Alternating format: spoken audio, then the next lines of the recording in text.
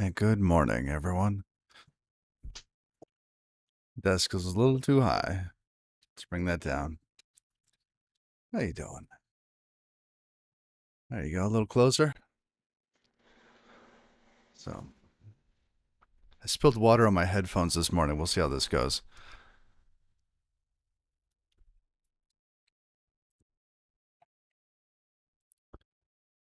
We're going to jump right back into this. And good morning. Make sure I got everything up. There we go.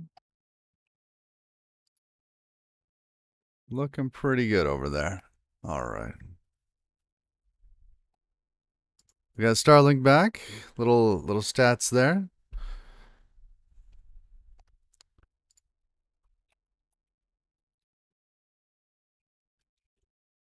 All right. Now, it dawned on me yesterday that we don't actually have to load anything.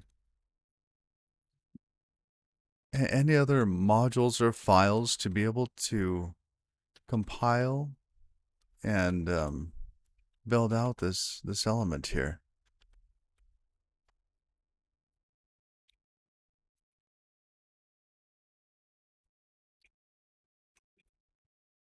So at this point, we get the imports. Get an array.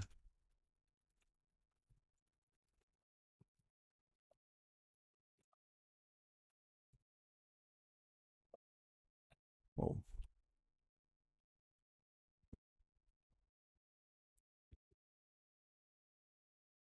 Create stubs.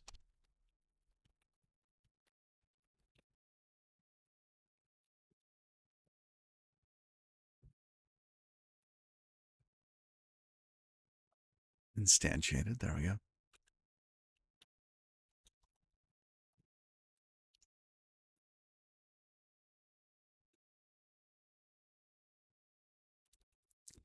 I wonder, because we're getting exports here, right?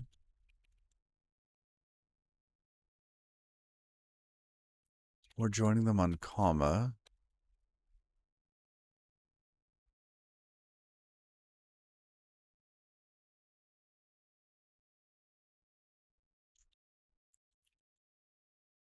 What are we doing with this exports here? Oh, down there. Down there. Interesting.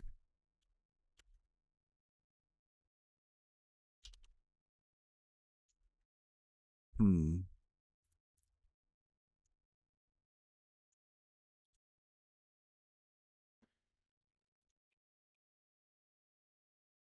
So we just need the list of exports. Can we not get them up here? If I say, okay, so last night I did spend a little bit of time trying to get this working, and I found that I could just create stubs.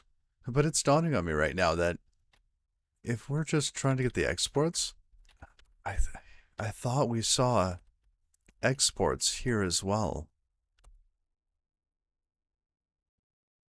We might not have to instantiate it to actually get the exports.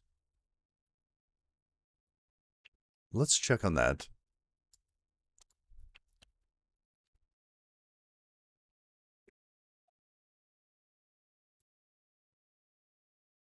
Or was it imports?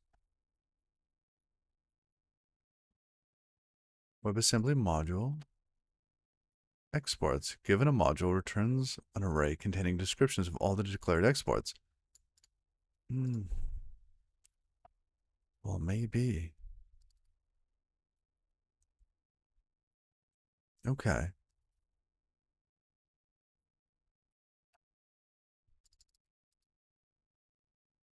Using exports. I do not see them using exports at all there.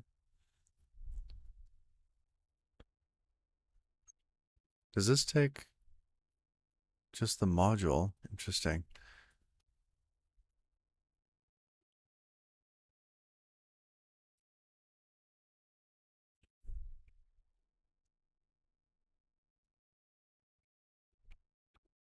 Okay, you have to do this after the instantiate. So I don't think that we're gaining anything. Fine.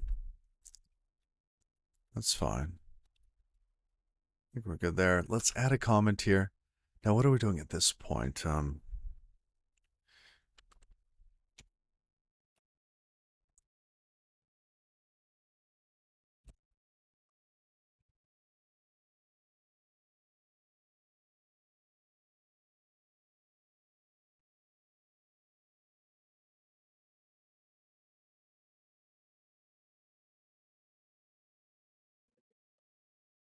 I don't know why we couldn't do this earlier. Can't we just do that up here?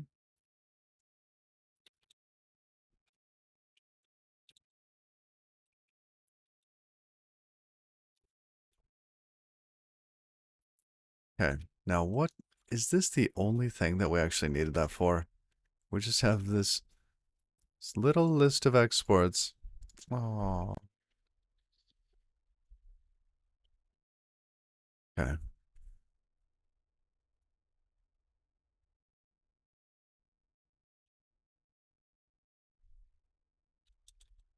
Good.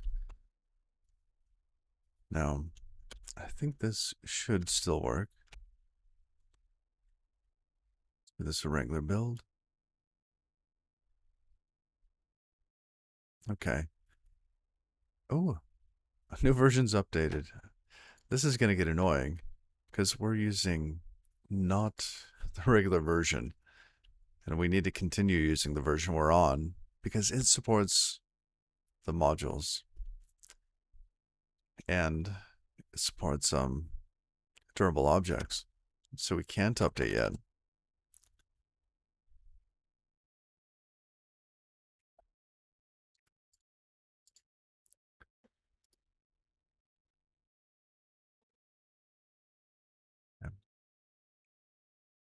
Now, what are we going to do here?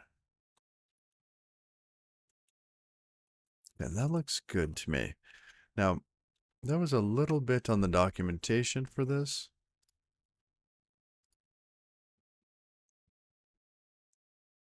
Where was it? I know where it is from the GitHub repo. No, no, no. Okay, let's give that a search real quick. GitHub, Cloudflare, Wrangler.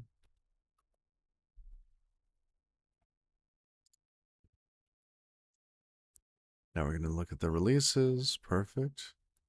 Not this one. We actually need this pre-release one here. And this is important here. Okay. Custom builds have been stabilized as part of the 1.16. As part of this, we changed the configuration format to reduce confusion about what fields apply when using service worker versus modules, and to reduce confusion about how we use the main and module keys in package.json. This I haven't understood yet. I want to go read that. The new build section is documented here. Well, here we go. How's everyone doing today? Chilling?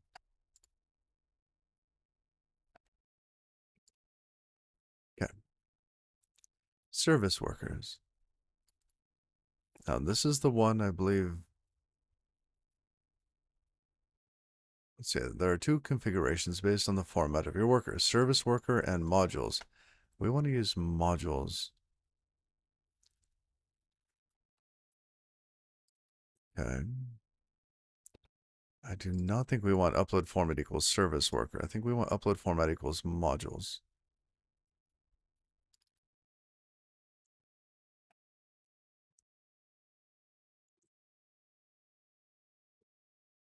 Service workers. This section is for customizing workers with the service worker format. If you're not familiar, these are workers that use add event listener and look like the following. Yeah, that's what we had before. We don't want that one. We want this one because this is how we get the durable objects.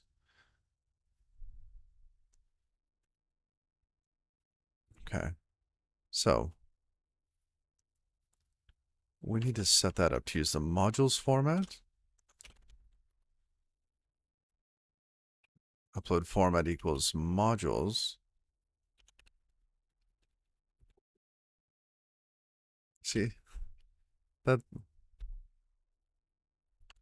I'm sensing a little discrepancy here. You need to opt into Durable Objects Open Beta to be able to use the modules format.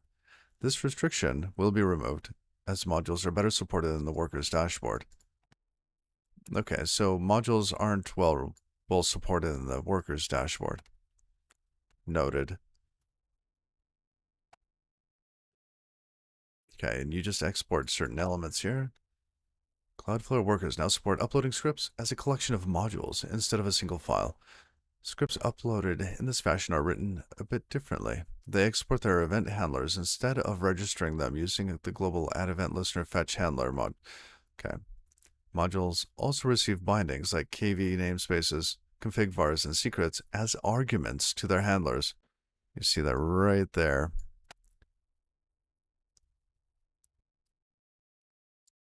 Uploaded modules can import for ES modules or required for CommonJS modules other uploaded modules, which is lovely.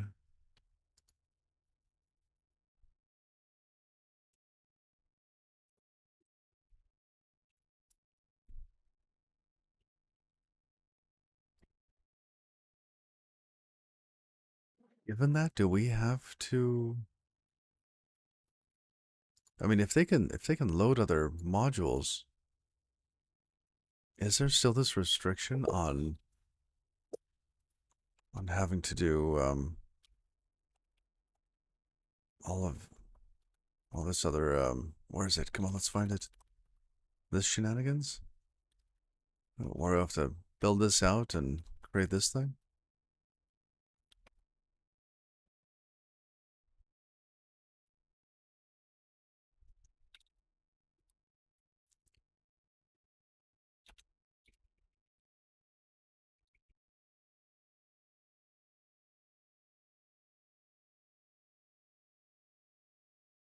Hmm. Okay. Let's see how far we can get with that. Um, Having changed that, missing field main. Okay, so in our package.json, we should have main here. Ooh.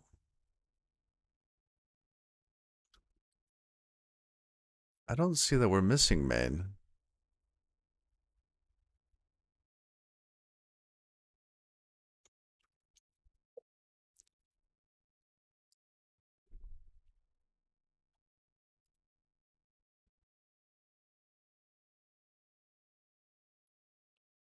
Oh, this main. Got it. So where is that going to be? Is that going to be inside of...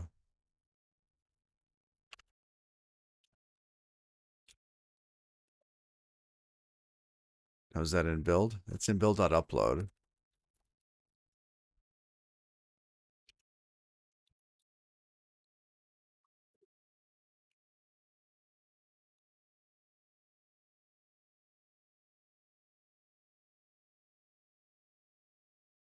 Okay.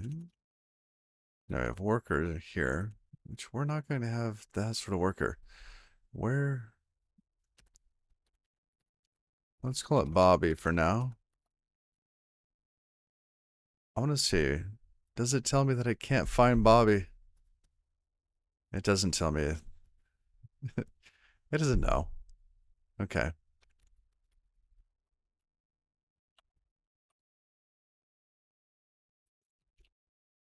Okay. I don't see anything in there. There's a WASM file. Some other little bits. This, I don't know why it's copying that. It's Webpack shenanigans. Because I don't think that's correct anyways.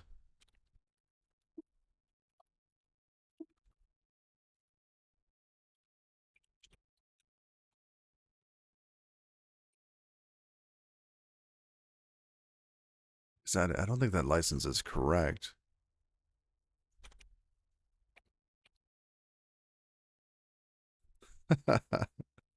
Let's just make one up.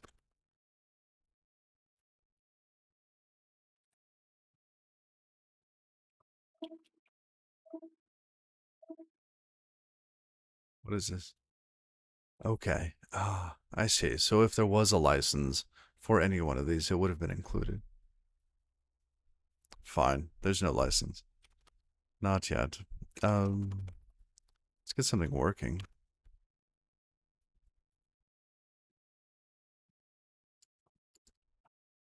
Main. The relative path of the main module from dir, the optional directory you wish to upload your modules from, defaults to dist. Let's be explicit with that. See, and that's in the build.upload section.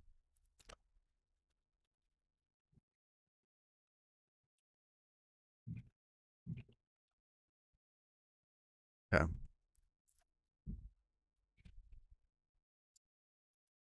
Including the dot/prefix. Okay. The main module must be an ES module. For projects with a build script, this usually refers to the output of your JavaScript bundler. Now, if your project is written using CommonJS modules, you will need to re-export your handlers and durable object classes using an ES module shim. Okay, see the modules Webpack CommonJS template as an example. I see. So this could be our shim. I think that is sent over. Yes, so we have our shim there. Let's give this a build.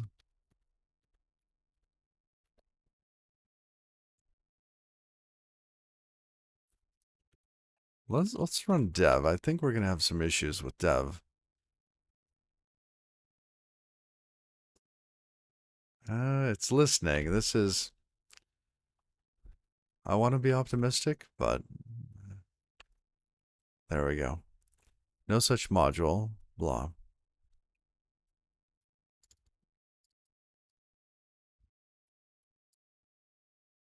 Isn't this exactly the same as this one? Oh, it's extern. That was included though.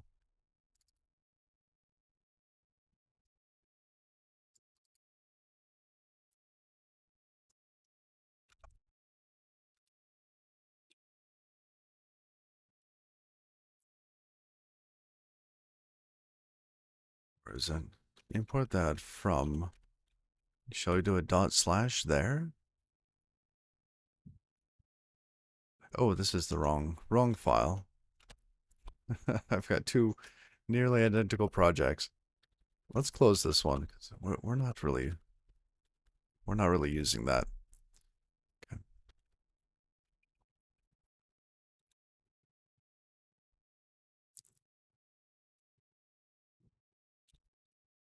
Okay. Let's give it another build. Generated it. Great.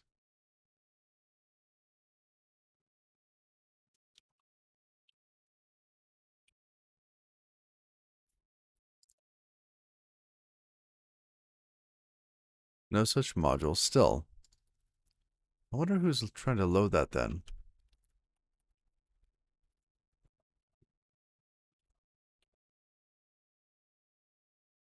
Dot slash, dot slash, dot slash. It's in index.js. But it looks like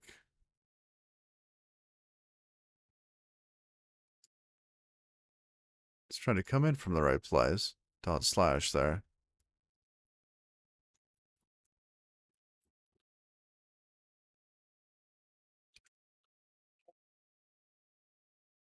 That exists. So what if in our Webpack, what if we didn't have those as external here?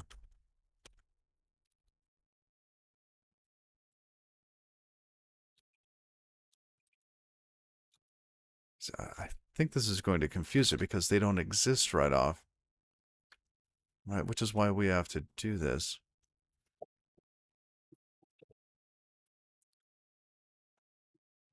Actually, get UI. Gonna stage some more stuff here.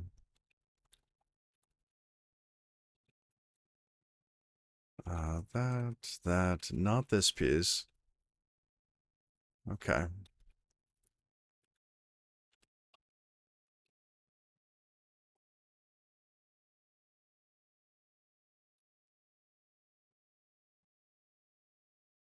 All right. Back to where we were. Let's do that.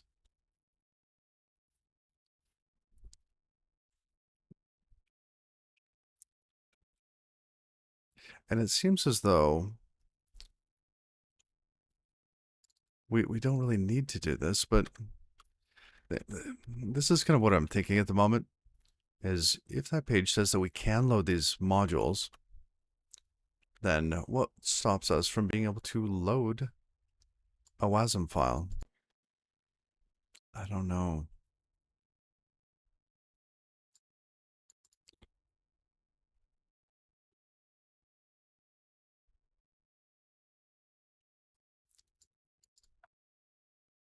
See, our upload rules, we can make sure that they get included.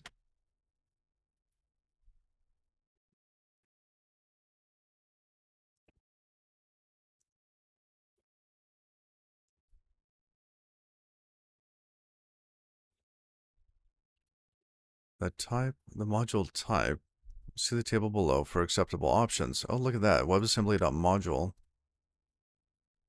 Oh, that's interesting.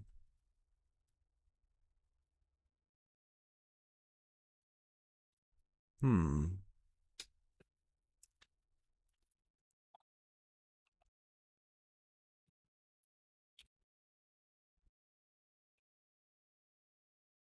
So it looks like we should be able to use the WASM plugin in Webpack to compile elements, but I don't think we actually need this section anymore here. So we're not going to be calling a CF WASM loader, which would be a relief, actually. However, we would still need to be able to load our files. So let's just check JS shim. That loads our index.js. Basically, it's re-exporting elements from index.js. And in index.js, we're importing our WASM file. So if we look at the build bits here. Good morning, JB Pratt. Good morning. How you feeling, buddy? Happy Thursday. You know, we need a little thing for that.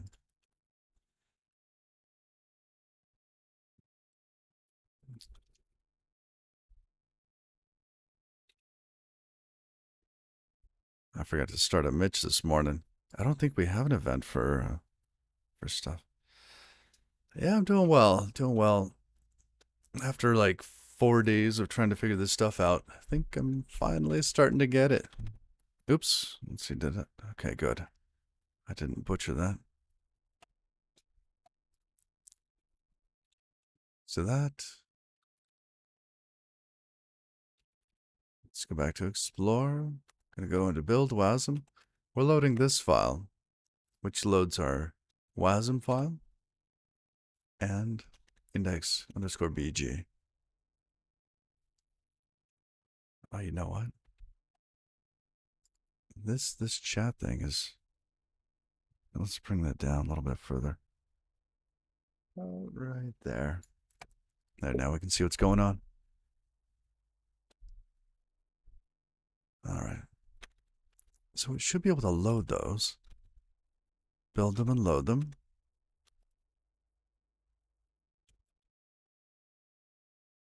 Let's try it one more time. Okay. Unexpected character. Oh, interesting.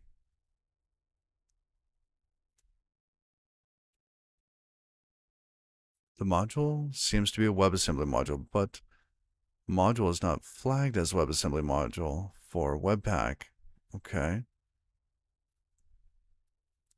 Oh, interesting. We need experiments sync WebAssembly true.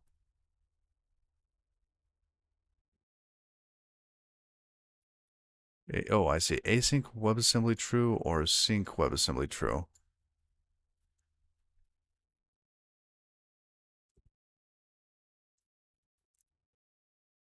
For files that transpile to WebAssembly, make sure to do that and that.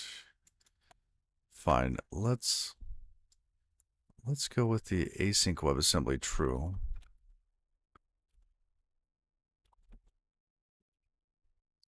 I don't know though. I mean, maybe we could do the other.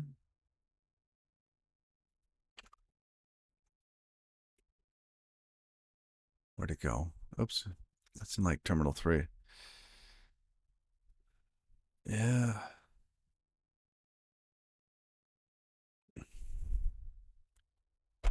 I had to be Mr. Tough Love yesterday at work. I don't like doing that.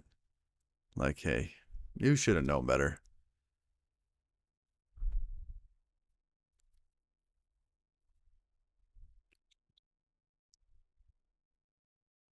That's frustrating. Frustrating day.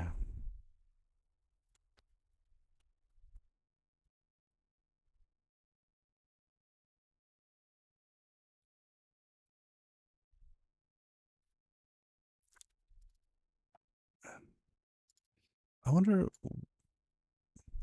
what this does. Let's go look up in Webpack real quick. I want to know the difference between the async WebAssembly and the sync WebAssembly. This is going in a worker, right? So is it a bad thing for it to be sync? It's going to have to load it anyways.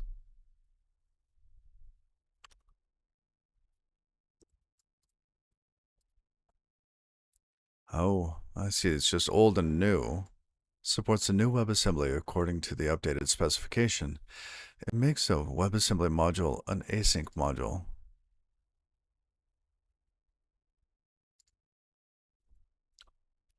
I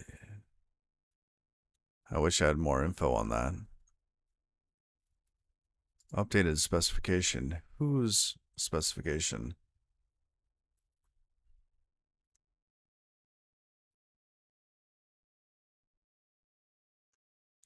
All right. And if we look at the code that's generated, build WASM, I think it's in this one. Where's load? Oh, maybe not. It's not in there.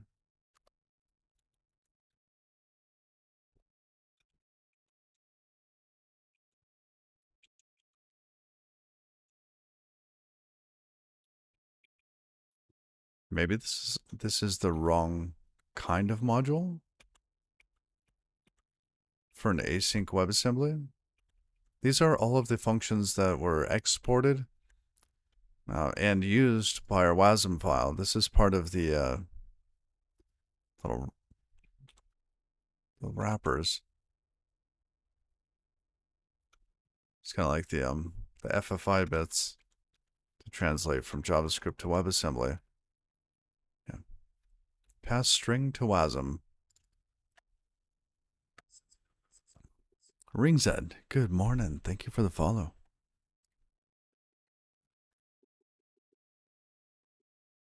Now, what?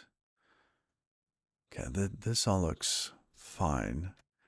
The one little thing that's getting me here is there's no longer a load function, which might be okay in this case. But if we come back into, was it cargo? No, it's not in cargo. It was in, I'm trying to remember, Webpack.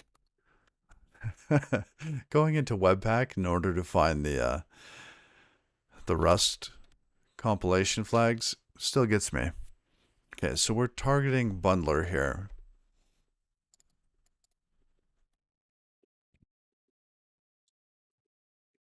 Okay, so if we wanted, you could change this to web, you could change this to a couple different elements. These are on the WASM pack command. Okay. If that's okay, like that, then we will, oops. Then we will. How did I lose that page? Was it over here? No. I thought it was at the very end. We had like a whole.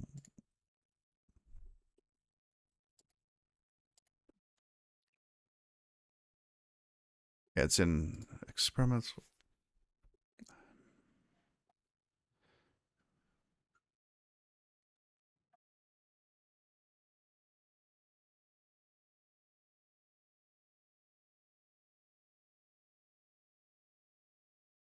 Let's copy that to Webpack.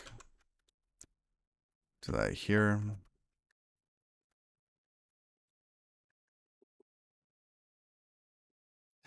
And what about output module?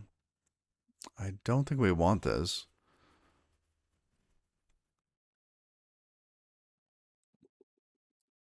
I mean, maybe we'll keep this one.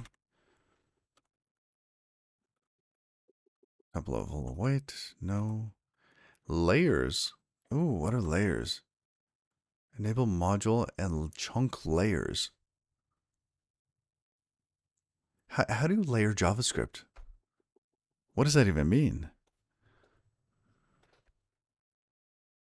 Huh.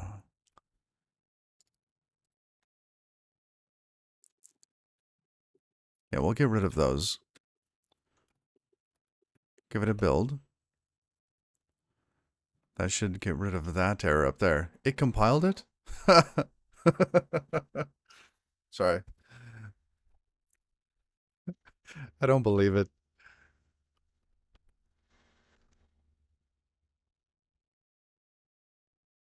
Reload. That's taking it a moment. Can it not find it?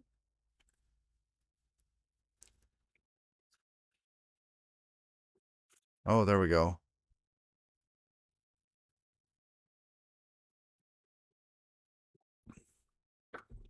Oh, it's working.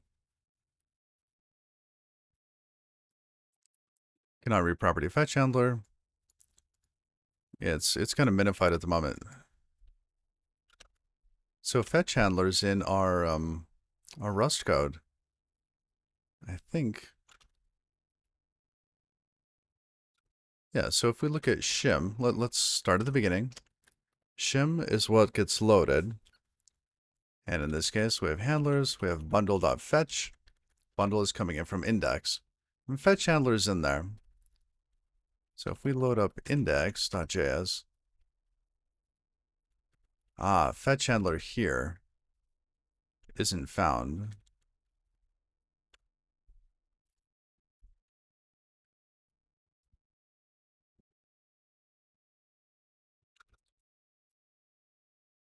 Cannot read property fetch handler of undefined. Ooh, that's not a good sign. That says that this here is undefined.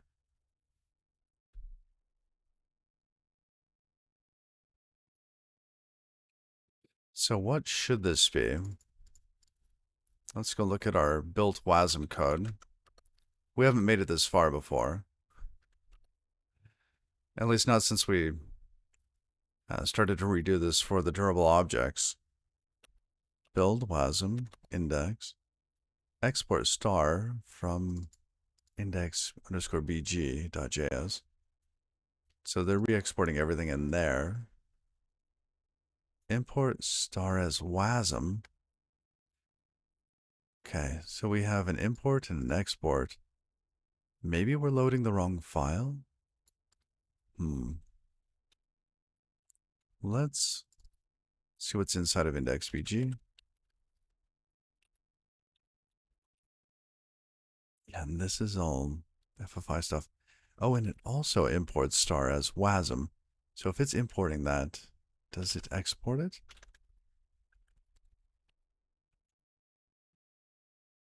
Oh, there's fetch handler.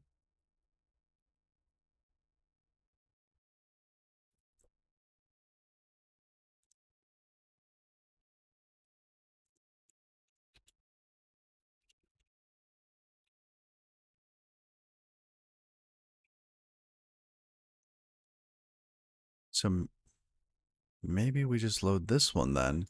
Get fetch handler directly out of that. let's try that. Where were we? In index.js underscore bg. And here,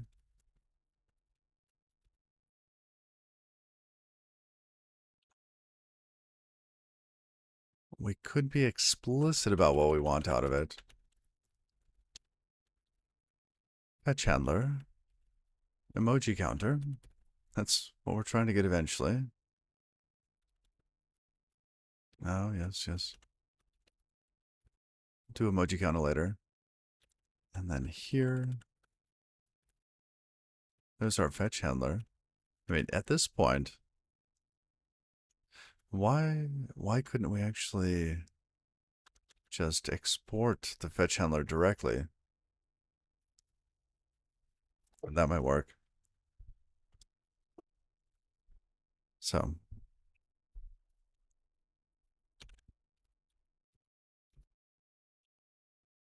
all right, one more time.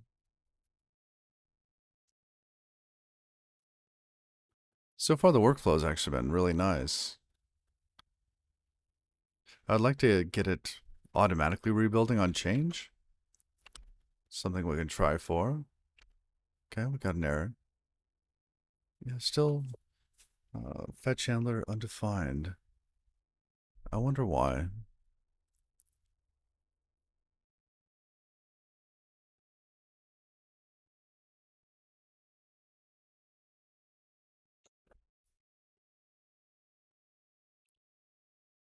It's saying that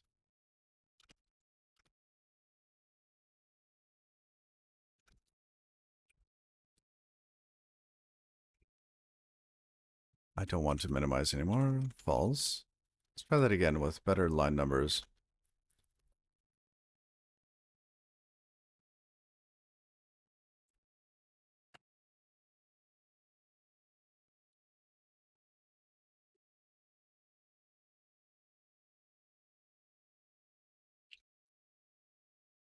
Reload it.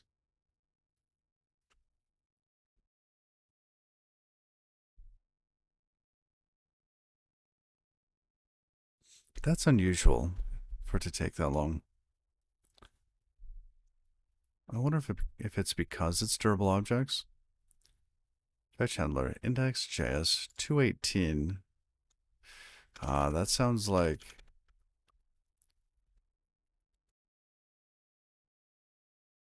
see, that's not in here, is it? 218.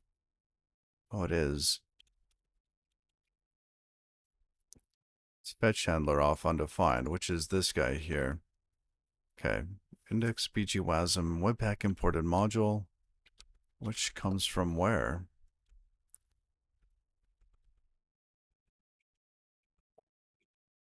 Where's that defined? Morning, Xenocron. How you doing? Good morning. Happy Thursday.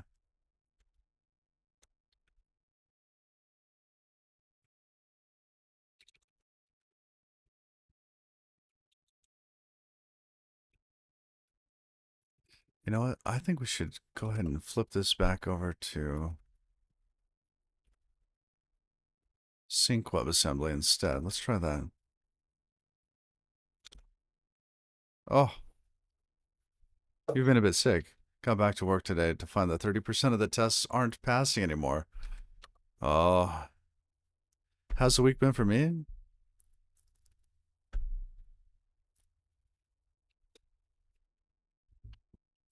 Oh, goodness. It's been kind of rough, actually. We have a release going on this week. And somehow somebody had I I don't know. It's like they just decided that they were going to be working on a project that didn't need QA. Bad sign number one. And I had brought this up multiple times, saying, like, it's great that you're going to try to test it, but you're not our QA engineers. You're not a tester. You're not going to find everything. I'm like, no, we got it. we'll check and make sure everything's fine.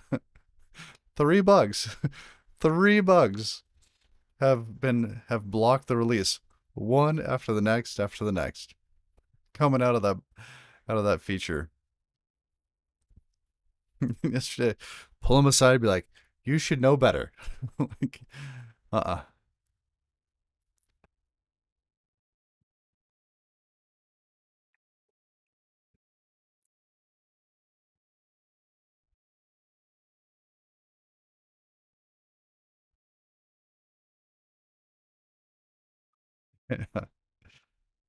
release the features. Yes. Oh, it was frustrating.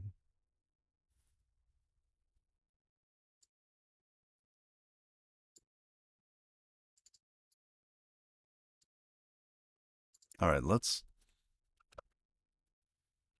I wonder if this is actually needed then,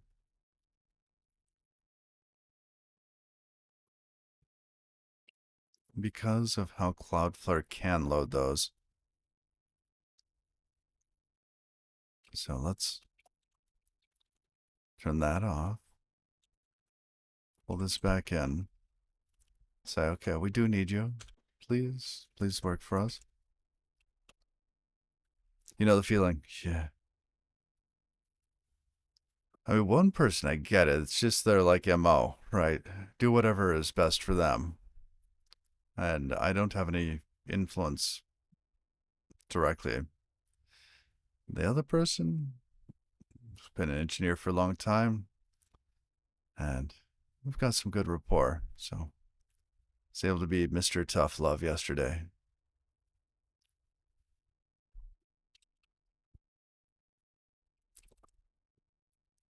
One of my favorite project managers.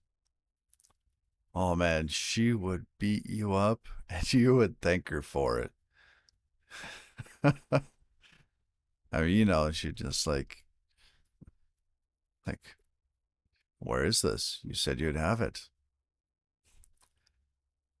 Is there something I could do to help you get it done? She was on top of it. And she had just the right tone of voice for that stuff.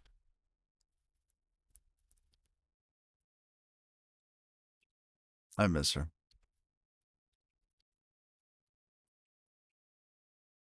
She wasn't at the current place, but someplace I worked before. Actually, two places. I worked with her at two places.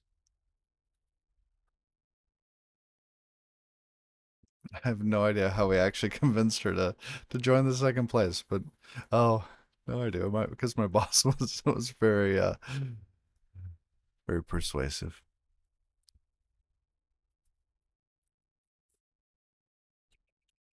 See, what is this?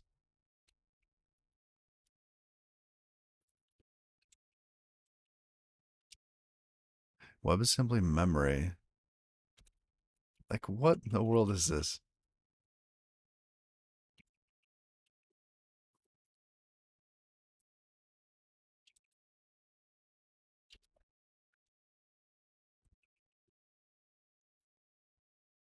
Yeah, the workers runtime implements it.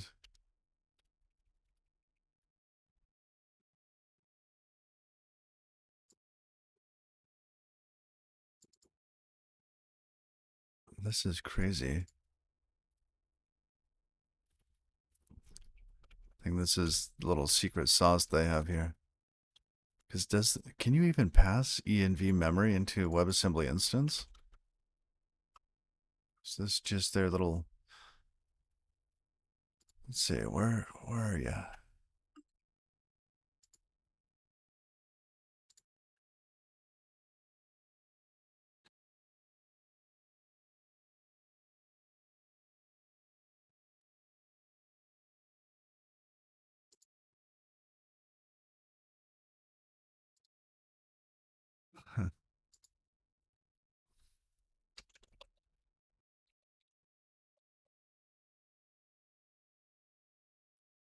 All right. Sorry. One of my kids stayed up all night, goofing off. It's like, hey, you still got to wake up and get your schoolwork done. Sorry. Well, actually, I'm not sorry. Hey, good morning. Yeah, good PMs are a treasure. Absolutely.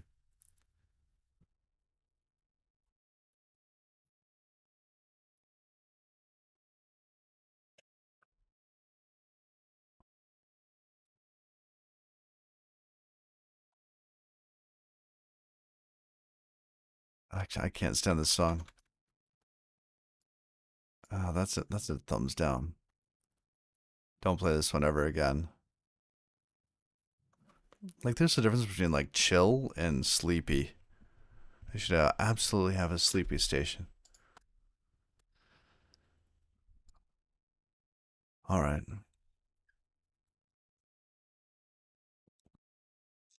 Do we have to look at the spec? I don't want to look at the spec for this. All right, let's look at the spec. This does not look well in this. Um, hmm, okay. Uh, so we're looking for the import object. We want to see what the options are here. Reference in instances.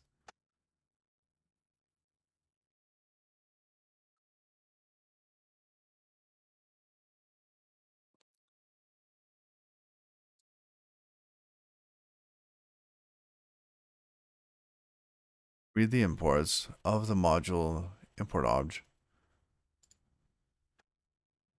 Read the import. Okay.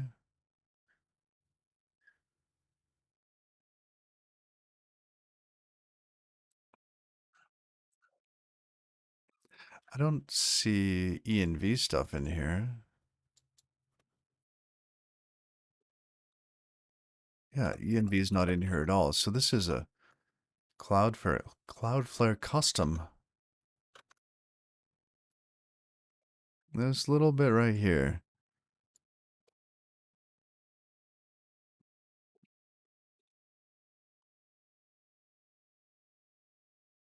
Yeah, they got some magic.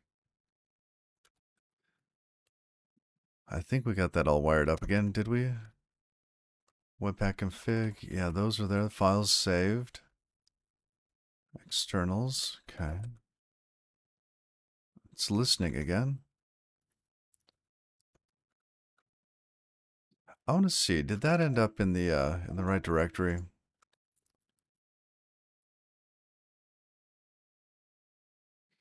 Uh, we want this in dot dot slash dot dot mimeograph dist.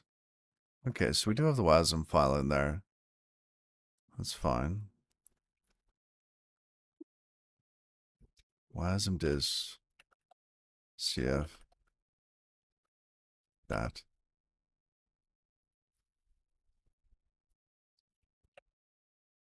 Okay, so it's importing from index.bg.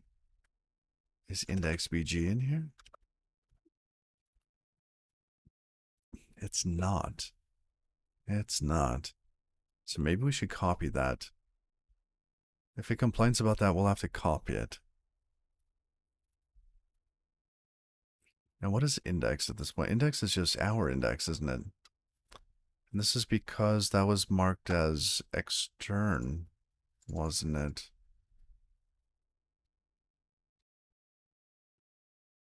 I'm surprised. I am surprised because we reference that file directly.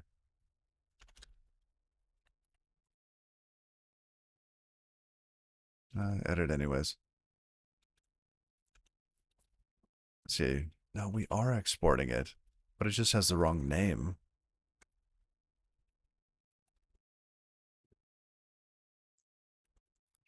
Yeah, this is index.bg, all this code right here.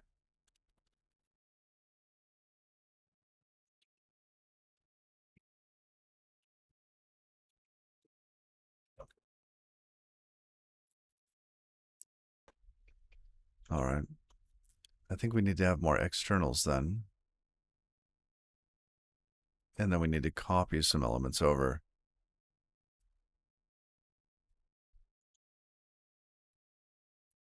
So first,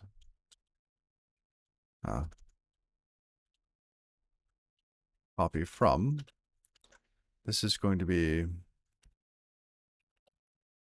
build WASM. Which one? Index BG. So that'll get copied over. .js. We need the .js. And closing bracket. There we go. So we'll copy that over. Toss that in the output directory. But we also need to make sure it's marked as extern. Maybe everything from a specific directory?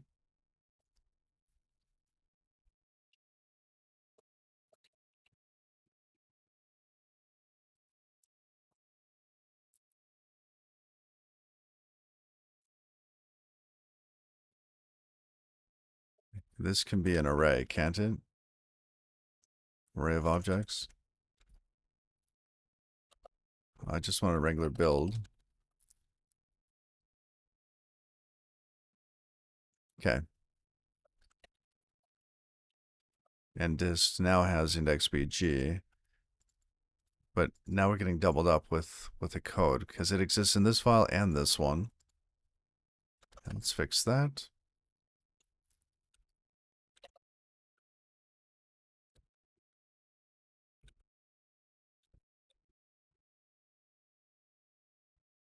Let's see if we can drop the size of index.js.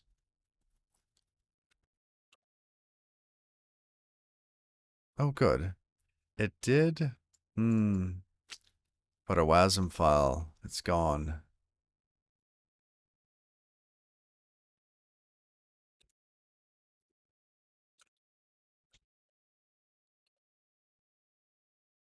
That seems really too specific. How about we get even more specific? So like, let's just say it's build WASM. Yeah, if you find anything that matches that. So no, we should still get the WASM files. Oh, but we don't because the entry point to the WASM files.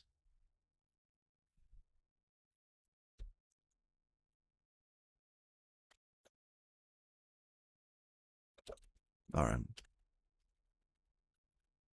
And if we don't have that, then we get the WASM file, but we don't get the index.bg. So if the WASM file is trying to load that file, it's not going to find it. Except now we're copying it over, so it's there twice. It's like in this file and this one. I don't know if I like that. Let's run a dev. Give it a test. We'll see if it works. Because if duplicating that 10K is the worst thing, maybe we could report that and see what we can do. Okay. Cannot use import statement outside of a module.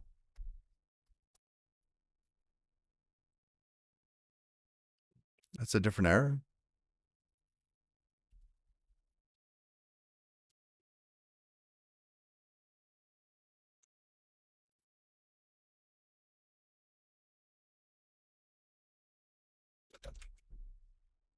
Where do we think that's happening?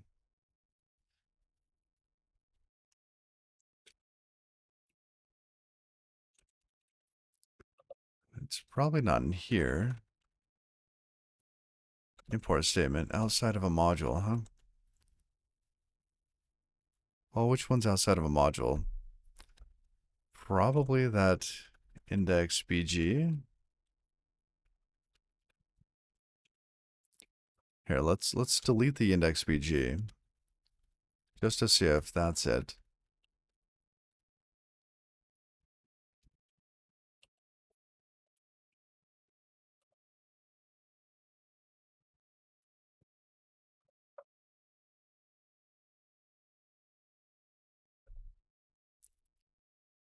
Wait, why is this?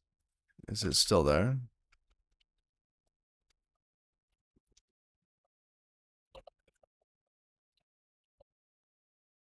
No, okay, it's gone. Good.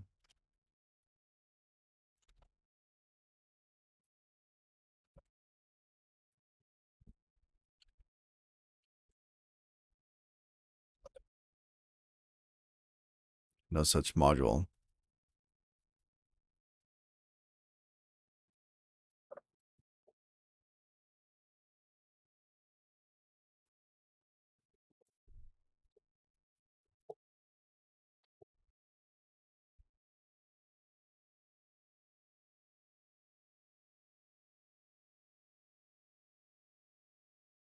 Is that because it's not uploading it? Rust log equals Wrangler trace.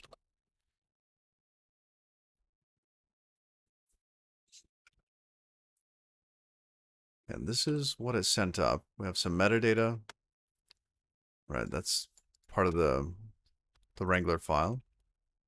And then it's got JSON, okay, shim.js, index.js, and a config. So it didn't actually include the WASM file. Ooh, okay. And we did see something about that.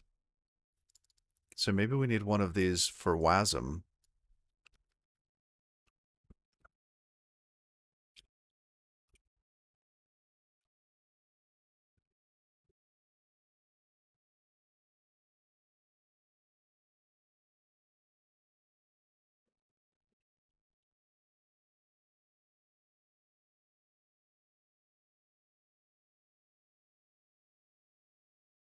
All right, let's try this again with the WASM included. Hopefully this includes that.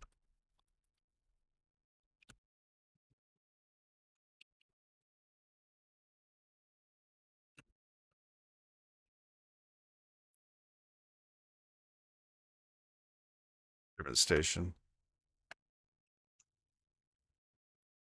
Just can't do that one today. Let's see. Let's go.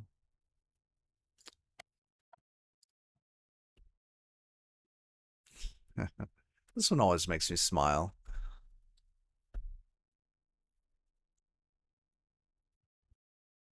Oh, compiled WASM. Okay, so their documentation is wrong.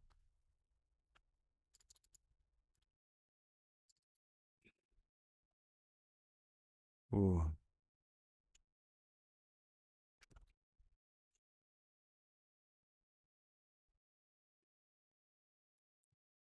Here. Where is it? Where is it?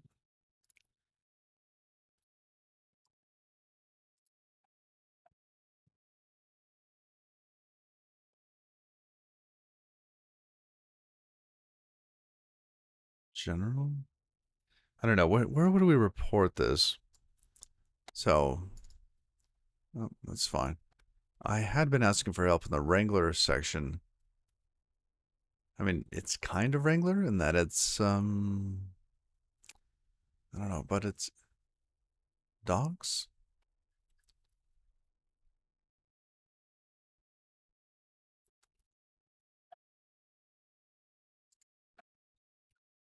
Here.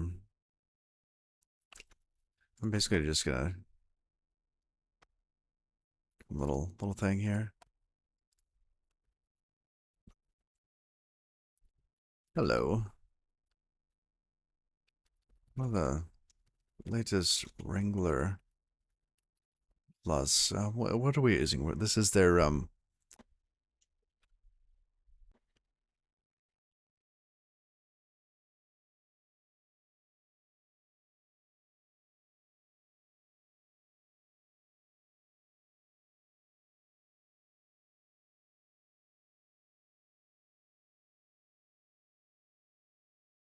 what do we call these? The module type.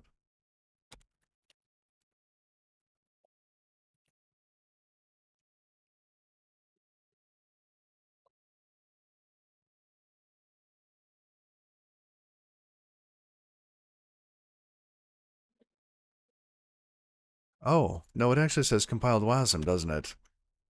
Oh, no, I'm just being... it should be compiled WASM. It was right. I read the table backwards. Webpack. That feels good. I don't like Webpack. I just don't. I've upgraded from 2 to 3, 3 to 4, 4 to 5. Documentation is always broken at some part in the chain. There's never enough documentation for how to migrate each and every different extension that you have to install for Webpack.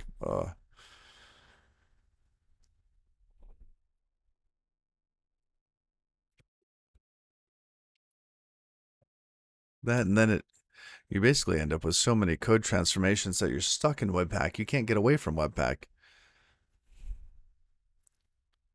So, all right, where were we? So we got that configured. Next one. Fingers in the right place on the keyboard. Check.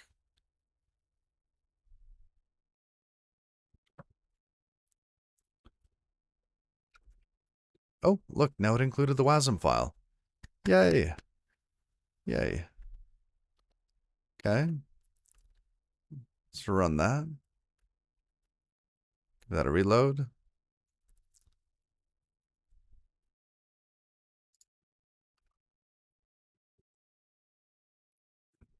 Ooh. Module is not an object or function. Yeah, so this is the WebAssembly trying to load the other file. Unfortunately, it doesn't exist there. Okay, so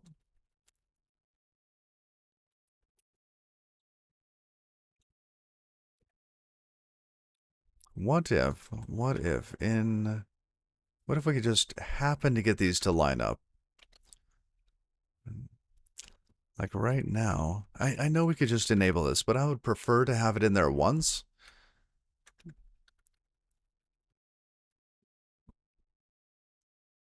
So first we're going to try to just line them up. And this is the same as out name option for Webpack or for WASM pack. And this says index.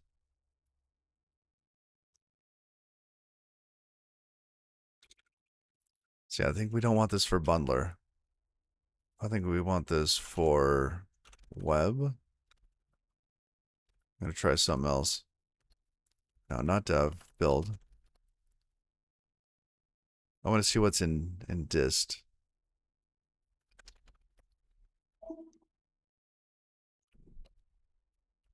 Okay, and in build, WASM.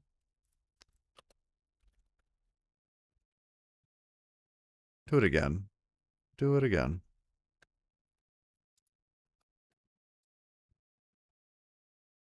Fine.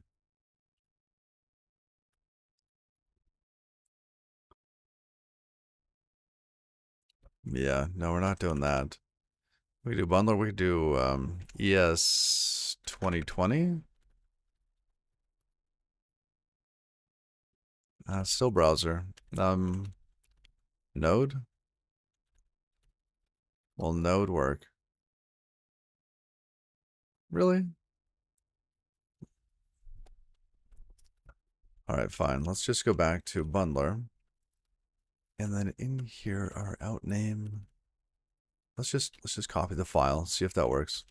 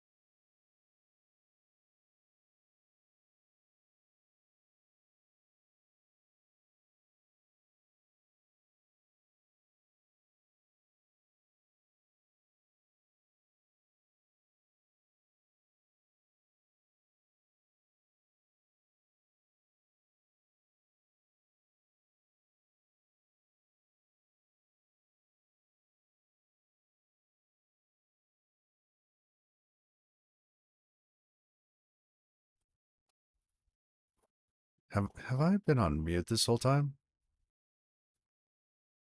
Did nobody tell me? Sorry about that.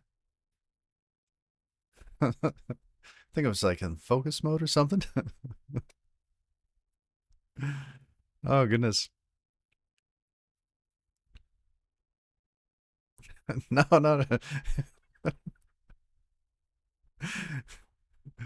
Deep work. No, no. I constantly just blah blah blah blah blah. So if you can't hear me, then and I'm not on the phone, and you can't see that, yeah, there's a problem.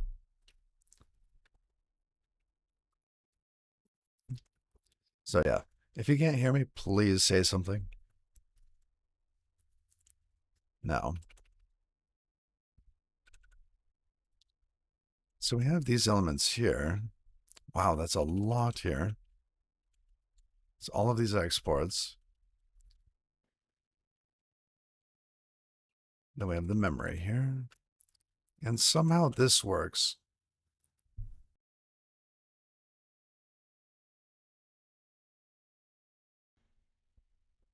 All right.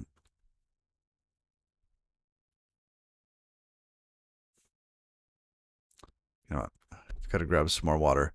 I will be back in just 1 minute.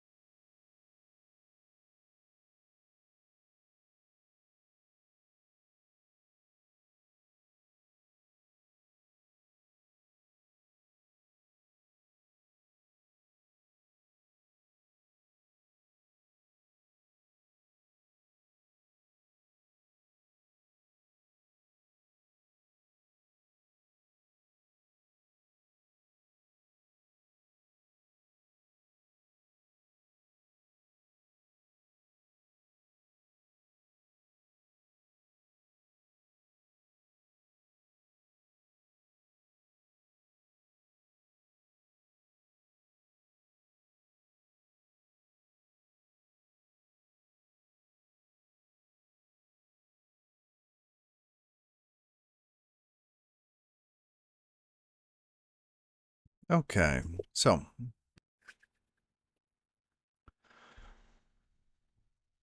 the WebAssembly loads and it references the wrong file. And part of it referencing the wrong file is that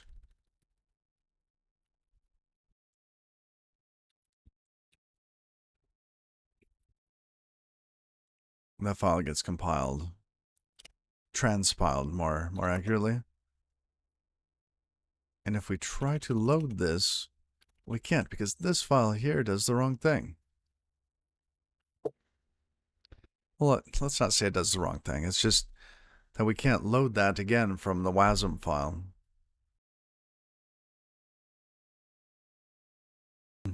So we have to somehow,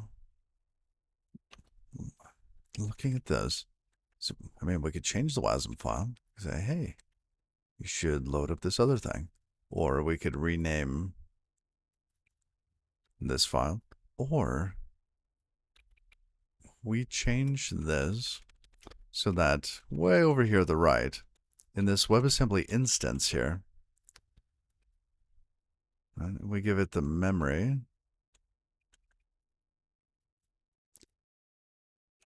We can modify this to have all the imports on it. But how do we get those imports?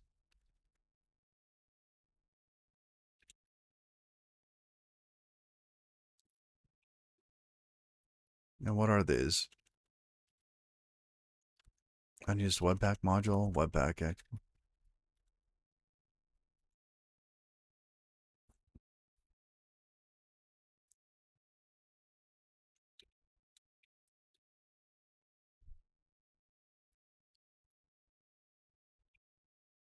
It almost feels like this is the stuff that it wants. Let's see. What is it complaining about?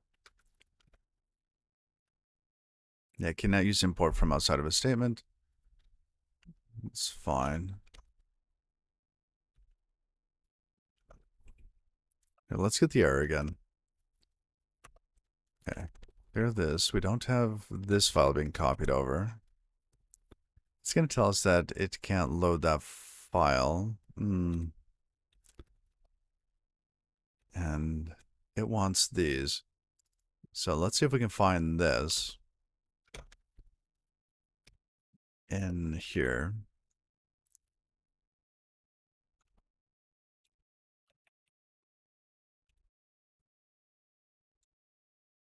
There's the function. And where is this? It's inside of this section, but what is this? Webpack modules.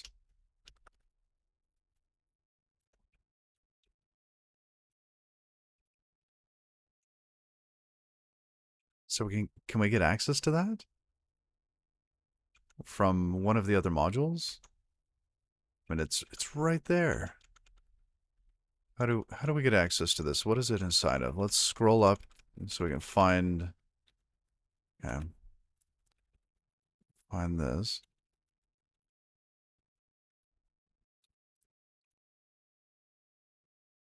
Okay, where's that?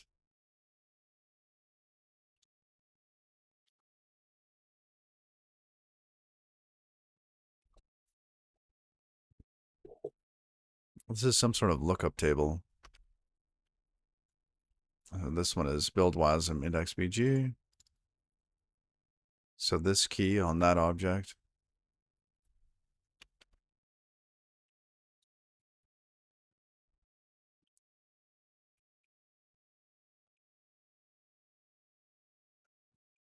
And here's the wasm.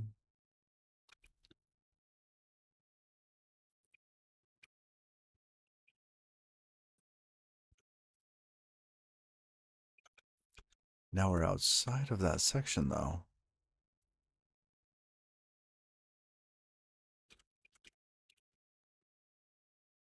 And that's var webpack modules. So we might be outside of that by the time we load.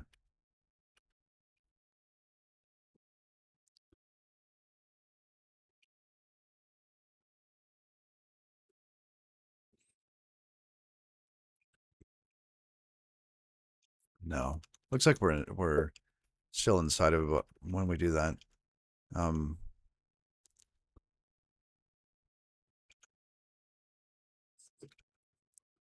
Hey, thank you for the follow, Force4760.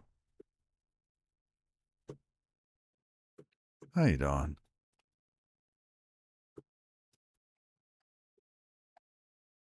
Devashis, good morning.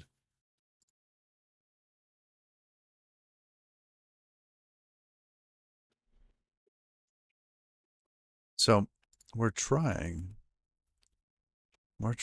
to get our WASM file to have everything that it needs to load up.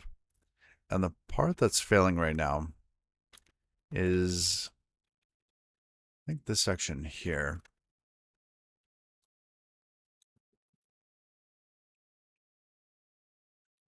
And that we're not passing in all of the imports that this instantiation needs. So at this point, we actually have to pass in some of the functions that were up above. So if we set a marker there, let's say marker A, and scroll up, we are inside this import here, right?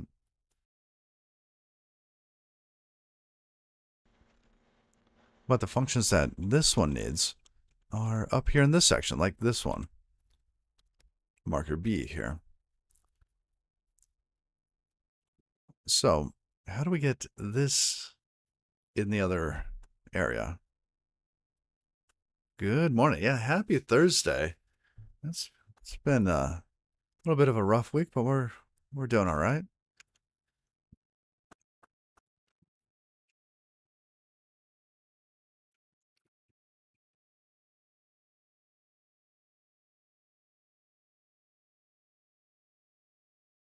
All right. How are we gonna do this? Because we need this here,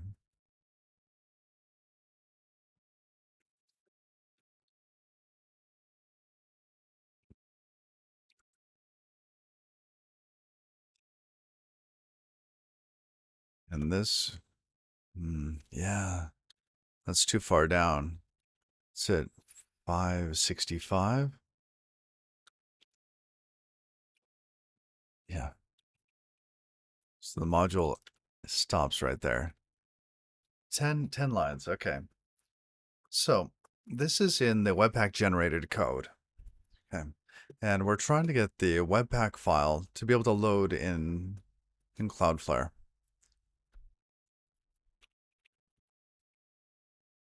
And we have some transpiling going on. There is a WASM loader here. And this is the code that we're seeing in the generated file. So we do have the ability to pass in more values here. We could pass in a series of imports, things like that. But we would need to be able to map them somehow to that other block. So this here is in way, I don't know, is it? Yeah, it's kind of low in the file. This is 77% of the way down. 559. If we go to B, this is 47% into the file. And we need this function to create the other imports.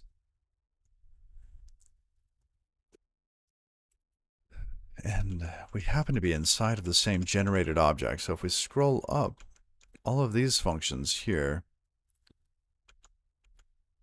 where are they?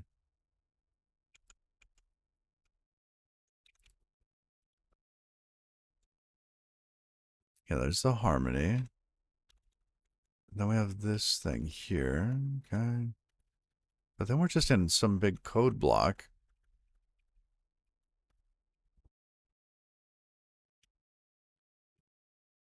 And then we're here. So what is this inside of? Okay, that's a class. And this function here is in just bound up here, I say. So this is the export to that other element. What a mess.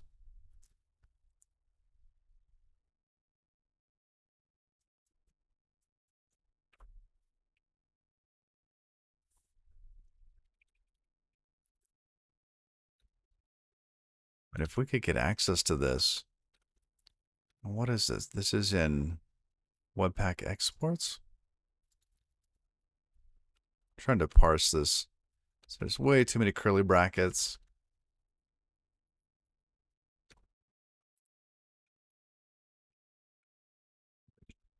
Oh, we might be able to do something kind of lazy and tricky.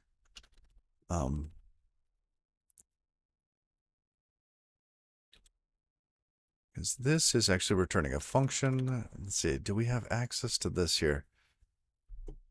Let's see if we do have access to that. I have no idea if this is going to work. Let's try it out. Okay. Can we, like this point right here, console.log, Webpack modules. That might be defined and available to this right here. And if it is, then I see a way to do this. If not, we'll have to find another way.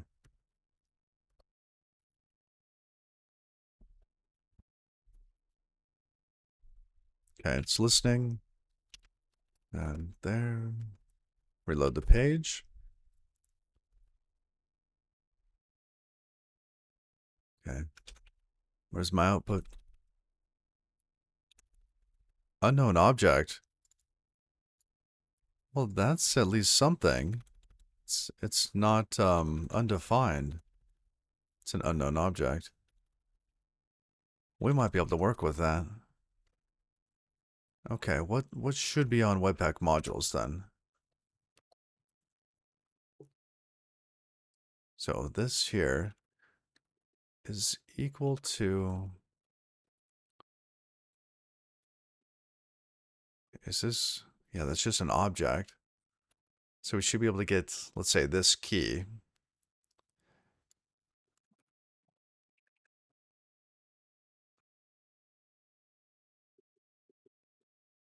And let's try to log that out.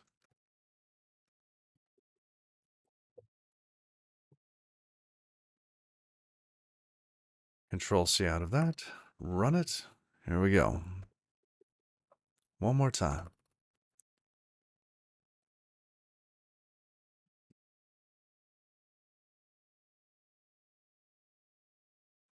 Oh, look at that. Oh, lovely. Okay.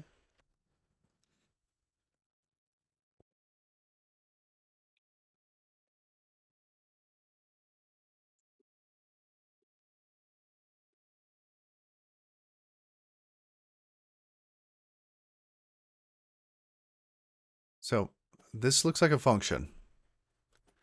That's a function. So how do we use that? Do we call it?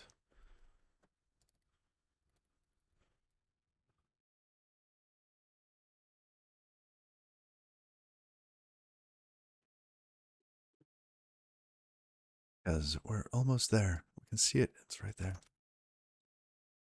Okay, so how do we call that? Who calls this?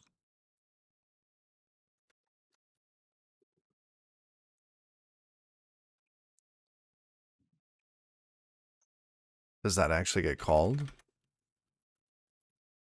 Or is saved into, let's see, it gets saved here into Webpack modules.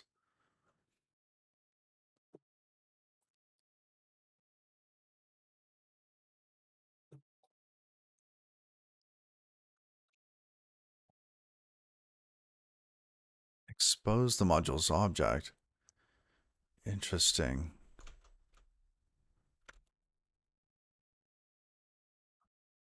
So maybe this is on something else too. So Webpack modules, we could look at this here.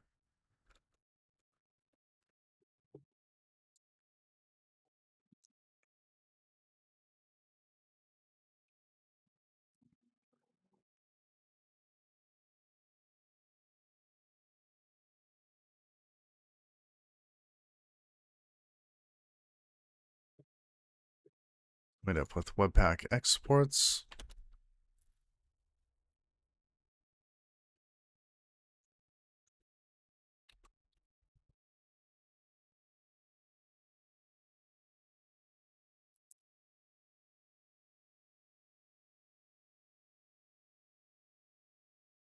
No, we're gonna go back to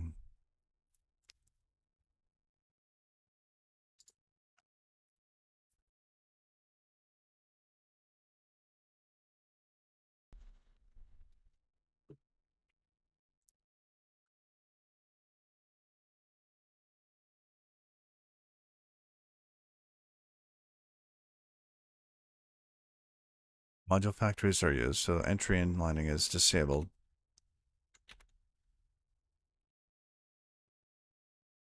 What else? I mean, so we could look at this. This here. Is this Webpack require?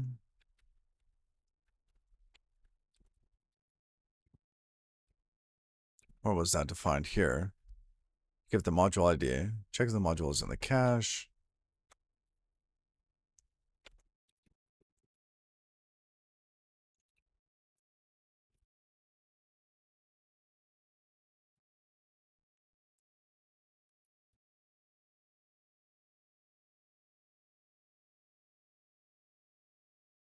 Where's the beginning of this function? Oh, it's way back there. At the first line.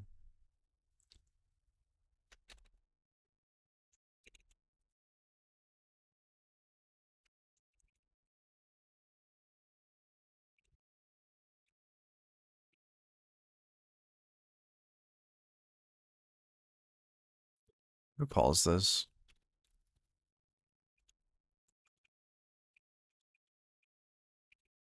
It's called right there.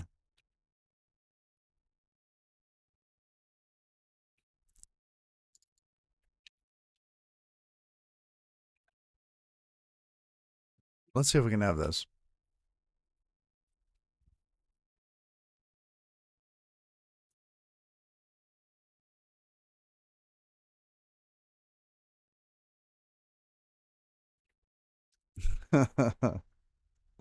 We need you to leave up the infrastructure every time you report test failures.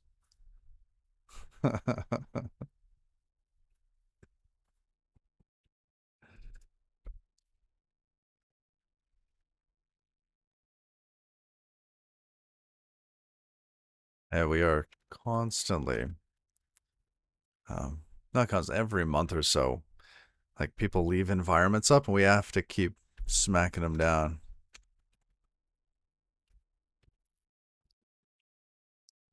because everything gets slow, really slow. All right, let's load this. That sucks, JB.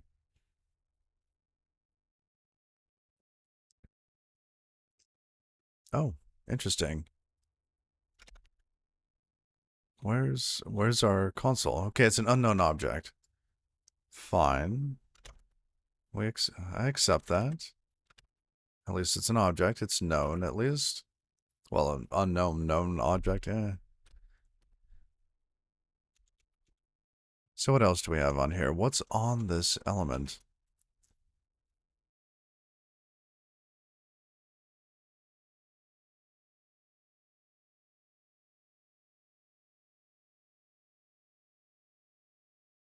Would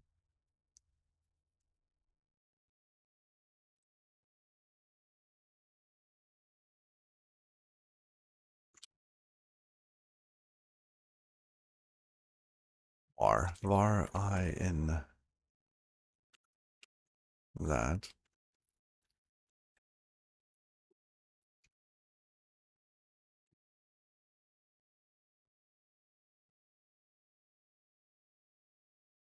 We'll loop through everything, seeing what's available here. Hopefully, hopefully there's something in there that we can use to be able to finish initializing this WASM object.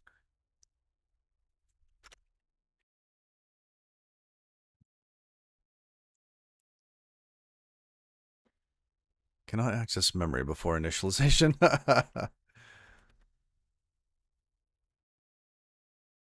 Interesting. Okay. How about we just get the keys then?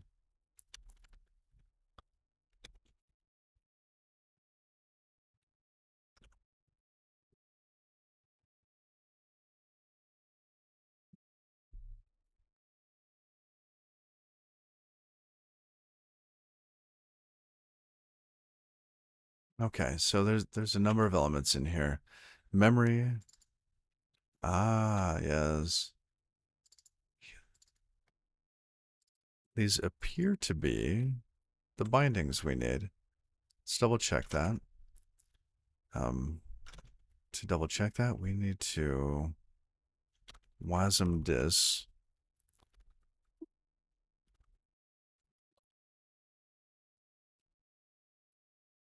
Okay, let's just grab one. Let's say this one. See, which one was it? I don't know. Let's pick an easy one. WBG URL 00. All right. First one that spots it gets a prize. Imaginary internet points. I don't see it.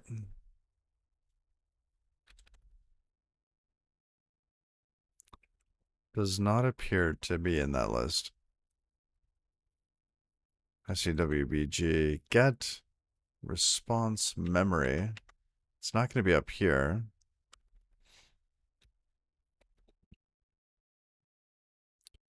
Fetch handler, bindgen export.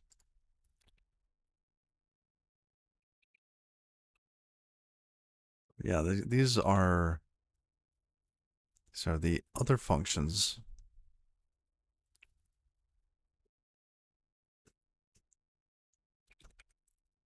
Why would those not be included there in Webpack exports?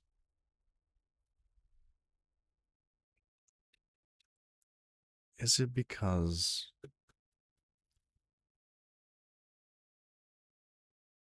Yeah, why is it? Why did those not get exported? If we look at our shim has these here. So technically we export two very small things. Handlers and that.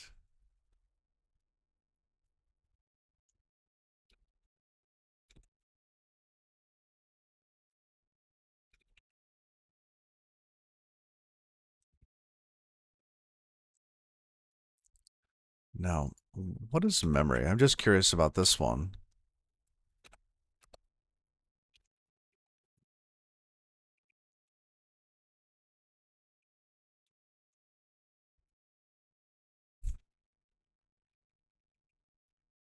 Here.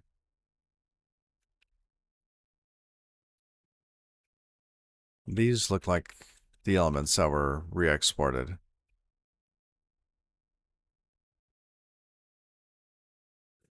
Oh, are these actually the elements that were re-exported from Webpack?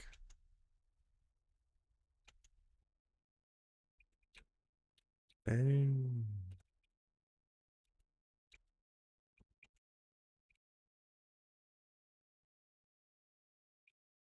I have exports. Well, that's too bad.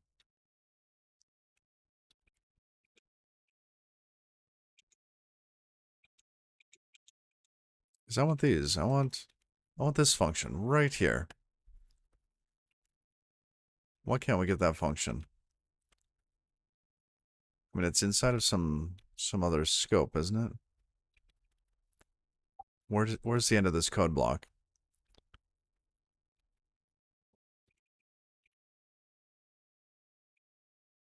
Okay. Here.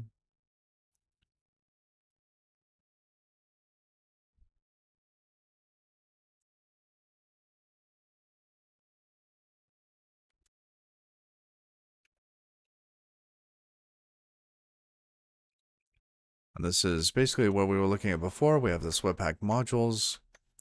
It appears to be a number of functions. In this Webpack modules, let's say Webpack require, then we give it the module ID. So maybe we do that, get the module ID. Oh, why not? Yeah, we know what the module ID is.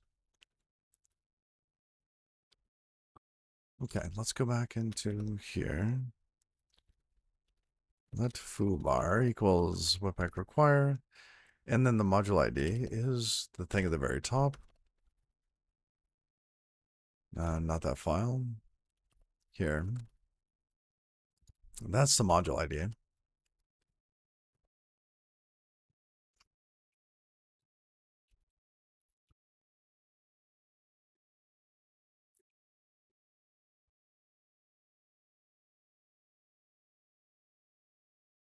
Okay, so then we'll have foobar. Actually, I just want to dump out foobar.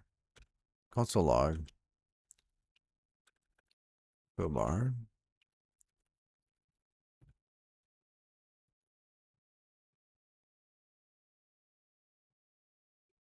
Kill that. Run it again.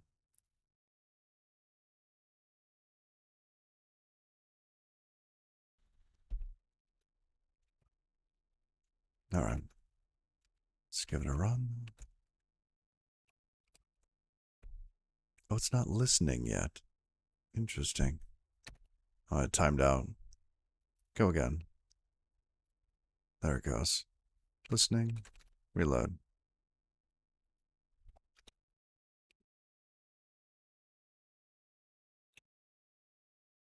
Unknown object. Fine.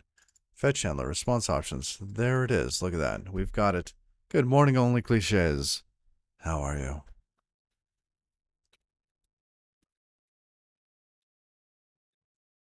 Okay, so at this point, we have the imports object.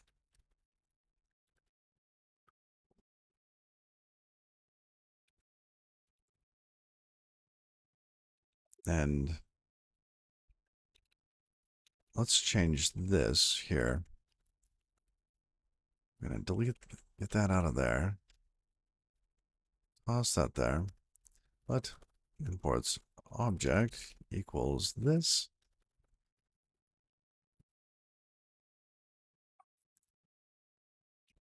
env is special somehow. Then we also need to give this that value there with, let's just call it index bg.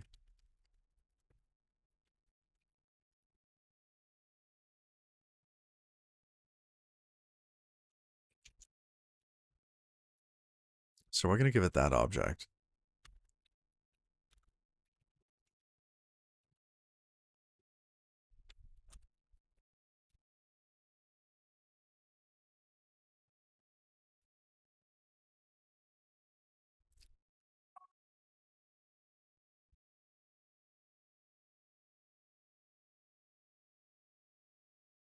And this is so hard-coded. How can this be made so that it doesn't have to do this? Can we get this from somewhere else?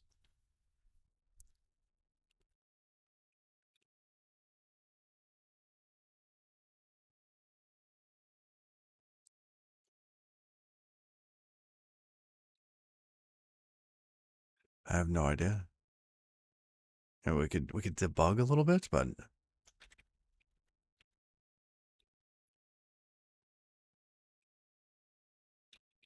we could know because we do see this import object here. We do know that what the module is here, and that's going to be the same. Actually, it's going to not be the same. It's going to be close. I forgot about that. This file here is going to be different from that. This one actually matches, goodness, the disassembled WASM. So this one here has to match this one, this import.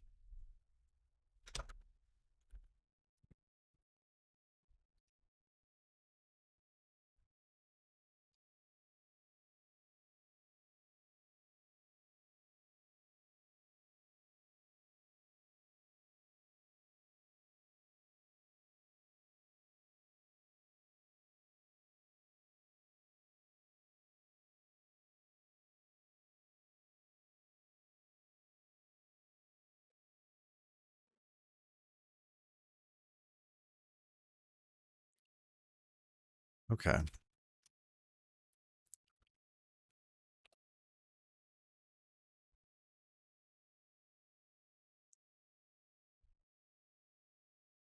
It uploaded it. Good. And we run it.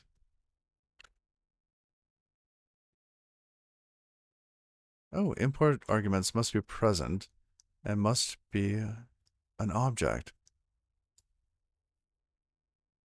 Interesting. Okay.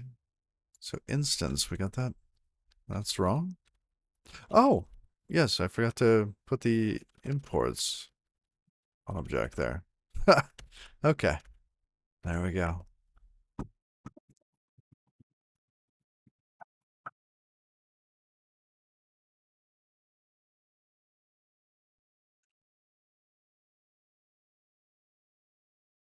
All right, it's listening. Reload.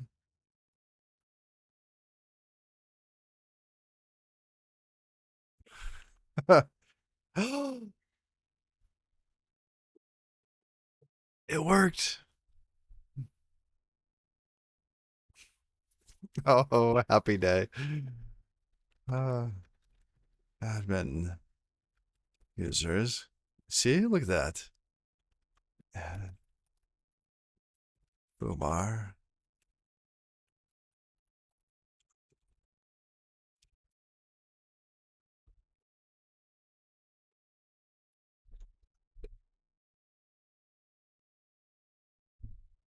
It works. It works. Okay. It's the first thing you do when it works. Commit it. Always have that little point because you're going to want to make changes. and you'll break it. Rather, I would. And we'll go through, toss some logging in here, see if we can clean this up a bit. Because some of it, a little sketchy. Get it working right, get it working well. Okay.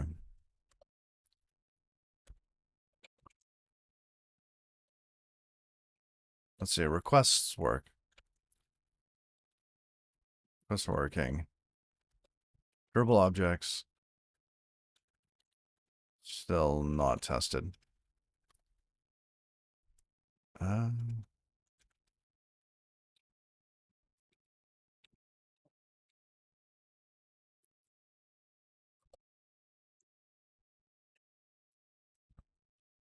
this is a neat tool.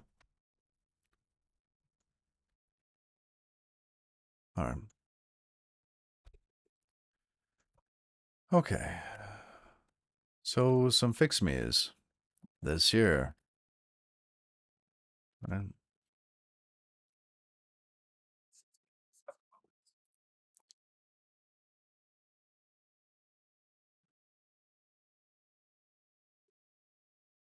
I'm just gonna stare at your name for a moment and try to parse this, but thank you for the follow.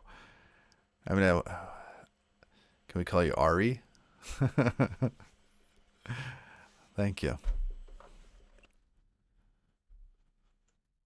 So we got that working. No. Got another hour I can spend on this today.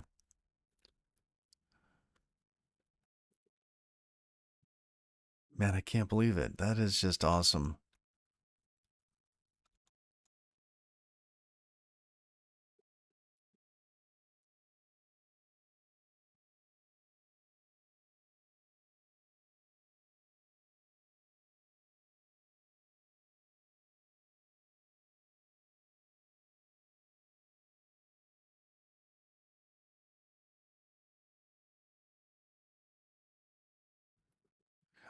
Code produced that can fit in here.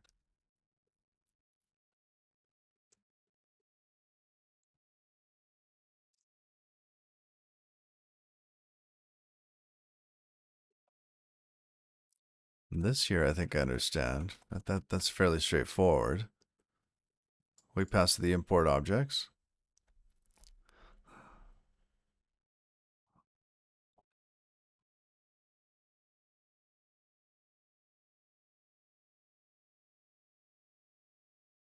Yeah, let us know if you have any questions out there.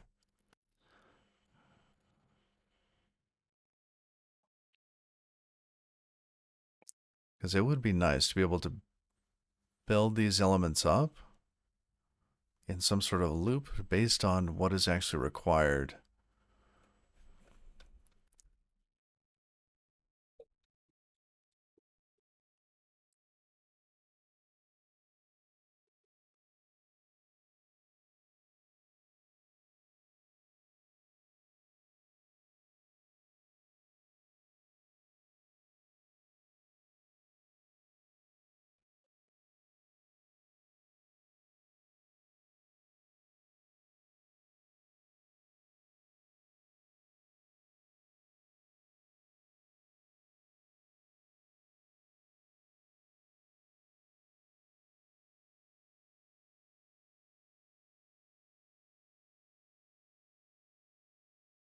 Oh, just poking at the commands, yeah. By all means.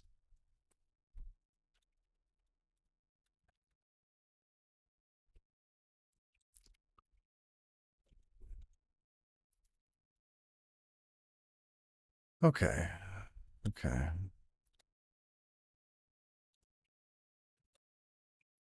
I'm going to start at the very, very, very top level and just give this a quick review. So at the top of our cargo file, I do not think we're actually using any of this stuff here. The WASM pack. We're not calling it directly. I, I suspect that these are not being used. So we're going to comment them out.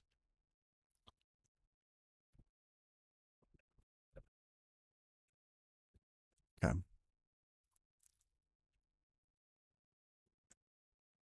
Now, if we come back up into Wrangler,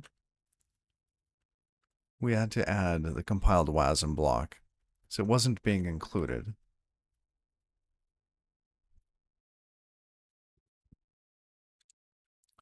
We're going to say that the type was modules, and which means that this is wrong.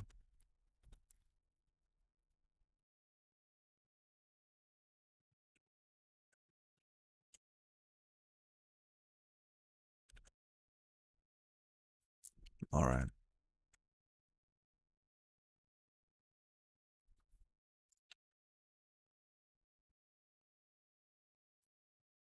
Actually, I want to let Matt know. And Paul.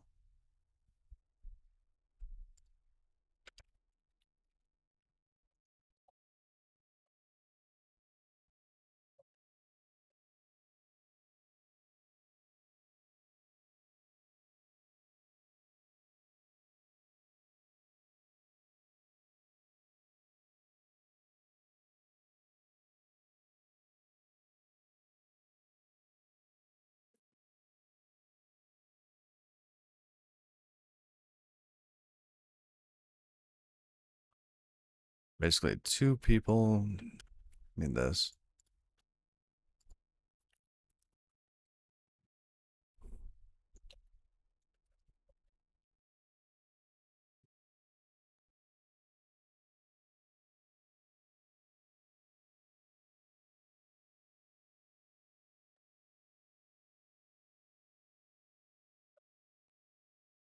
Okay.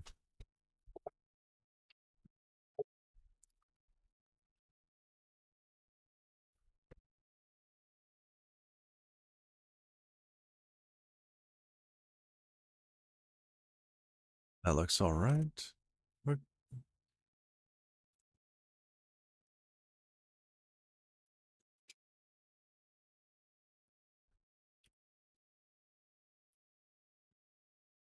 okay, so that's Wrangler. And Wrangler's going to call, it's going to make some stuff, delete some stuff, and call build.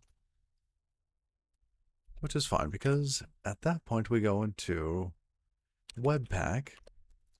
Is that 3 layers in? Get rid of that.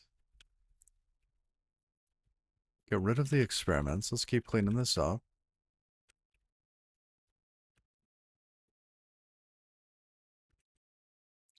We do need some way to be able to know whether or not we are in release mode or not, because this should toggle. There's some other elements that should probably toggle as well.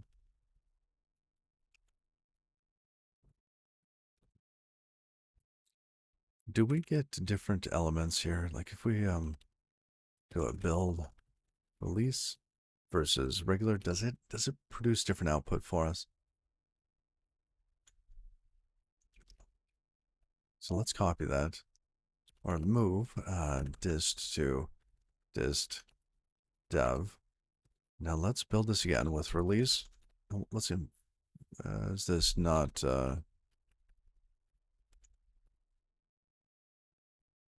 Oh, interesting.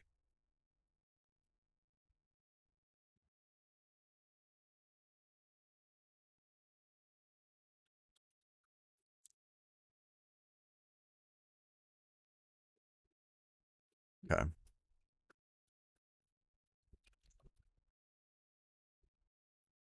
Because this is gigantic now, and I'm not sure why.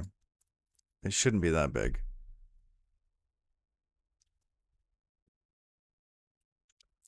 Oh, you know what? That must have been using our cargo config. All of this down here. So it was using that. So if we save that, build it again, I'll build.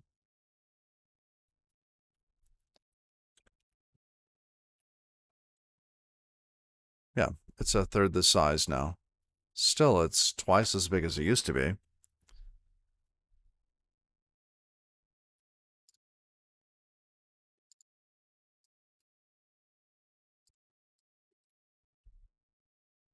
Good morning, Tadas. Good morning. How have you been? Oops.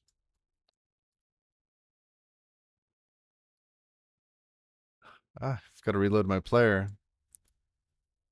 There it goes. Okay. I think we can get this smaller.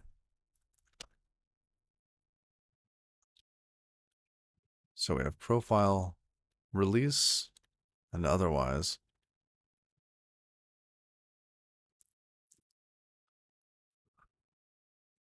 The Ito Falan.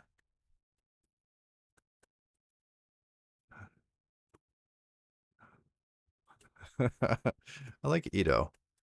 Ito's such a neat word. I mean, it could be I do, but I mean, Ito sounds cool. On vacation the past week and a half. Oh, nice. Nice. I actually have a climbing wall that I built. It goes up 13 feet. And it has two different angles, or three different angles. So it's got vertical, right, which is the lower half of it. And then it goes into like a 12.5% grade and then a 30. Basically, two sections at the top. One is 12.5, the other is 30. And I want to put rings on it too, gymnastic rings. Oh, you need a vacation, not a climbing wall? Oh, they're both great.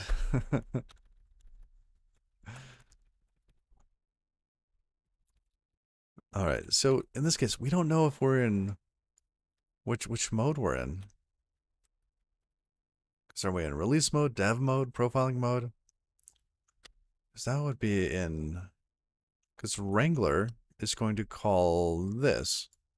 Ah, we could do this different per environment, can't we?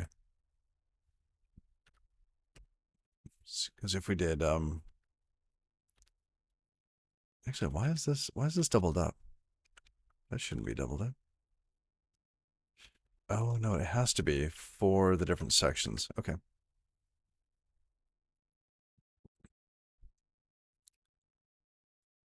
Still good enough to think about work stuff? Absolutely.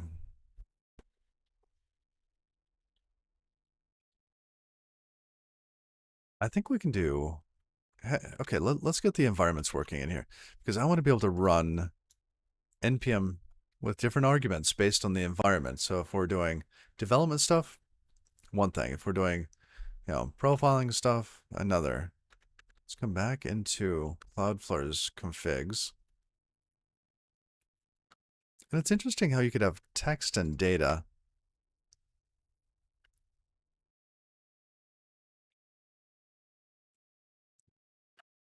See, in this case, they have EMV staging. So the name's different, the route's different, the KV stuff is different. But I want to be able to change build based on the environment. How can we do that?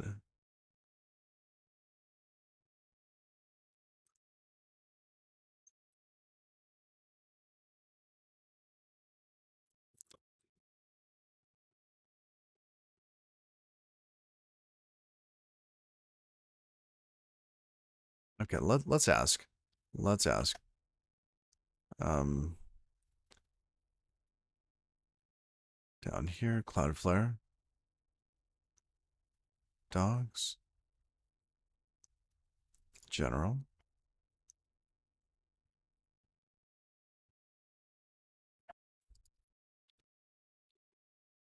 Is it possible to have different build command per environment?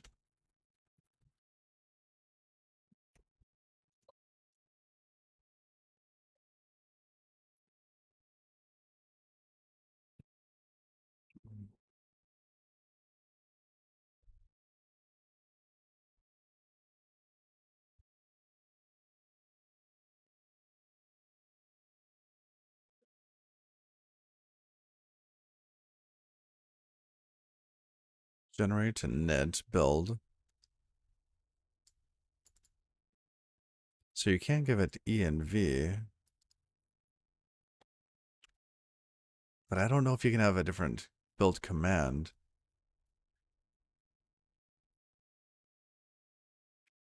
Publishing. Dev.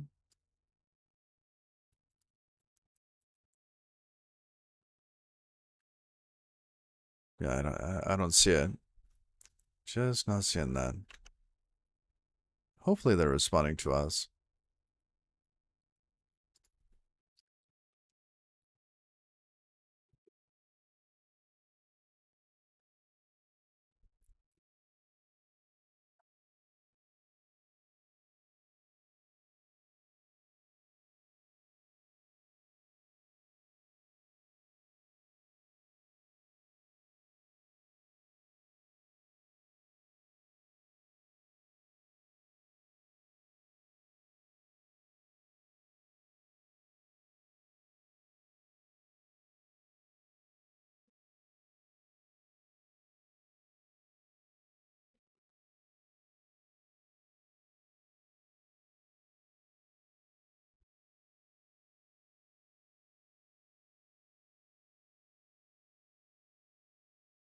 Oh, look at that. What is that little emoji?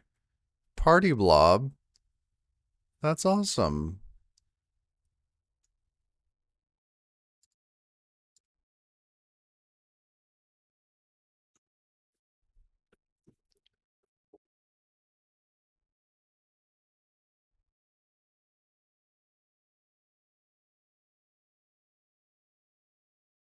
All right. You use that one at work frequently? It's like it's a mess of emotes though. One of my favorite things to do at work is make emojis of people. So people that are comfortable with it, right?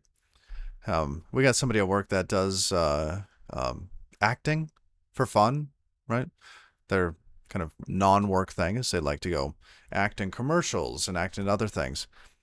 You know, he's a software engineer, but he likes to act. And so I make emojis of him all the time. So our facepalm emoji is actually me capture. I was lucky enough to capture a frame of him doing this like like facepalm. It was just perfect. So, but I like doing emojis at work.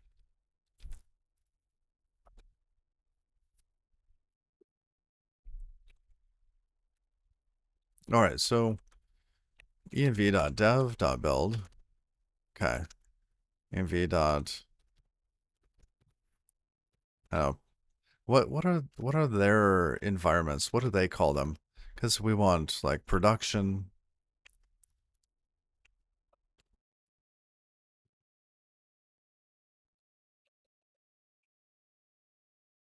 staging, production. Okay,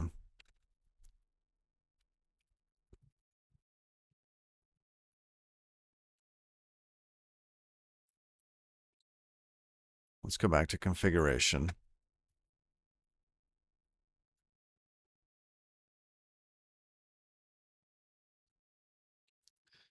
I want this to be consistent. So I'm looking for hints to what might be common. Staging, production, dev. Okay.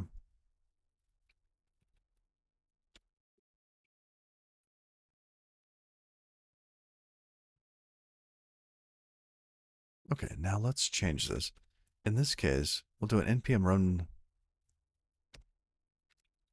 Let's see, let's do a .dev here. Staging and production. Now let's go to package JSON. Dev.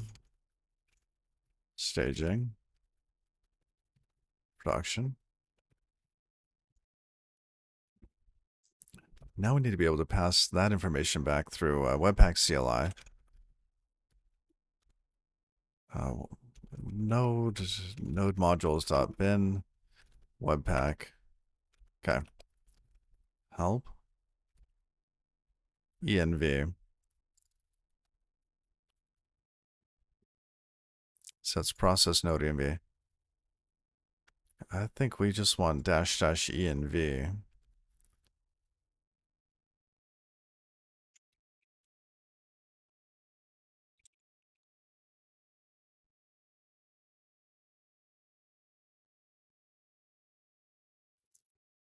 Actually, it might be node env. Let's do node env.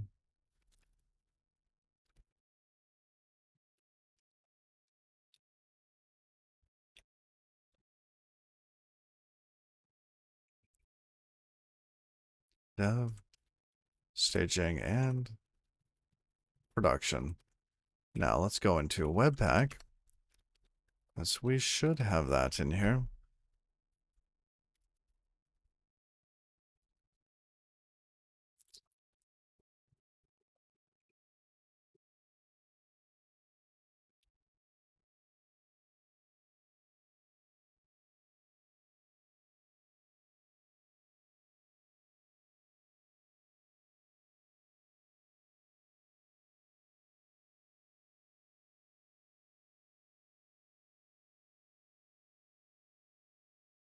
Here they just say env.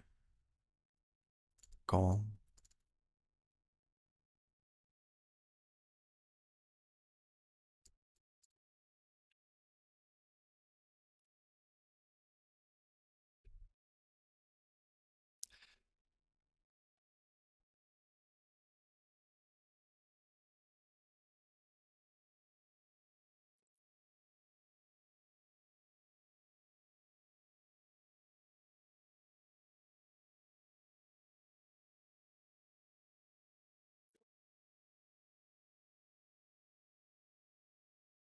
Yeah, I think I would prefer having a single value actually set to production, to development, to staging.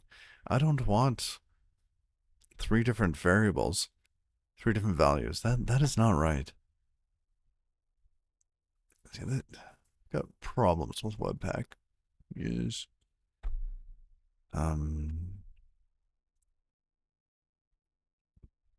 what is a canonical way to do this in Webpack? Node env.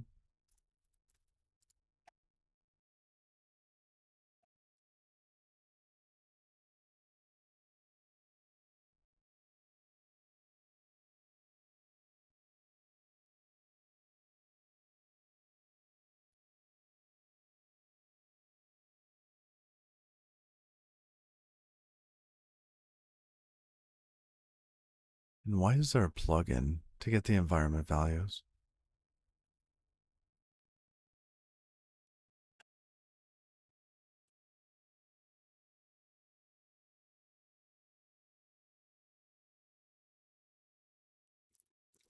You really have enjoyed Starship. I do like Starship as well. I updated it the other day. I had been on an old version.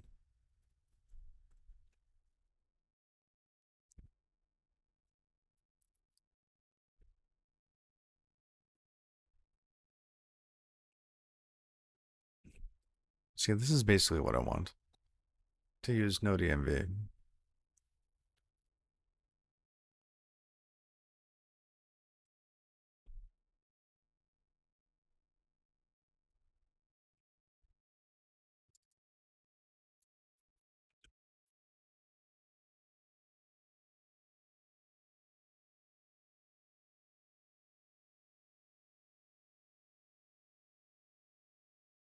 Can we use this here? Console.log.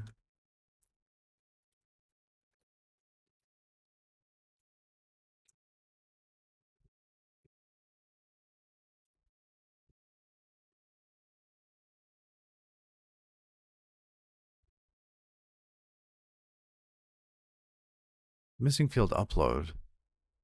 What? Oh, dash dash. env dev.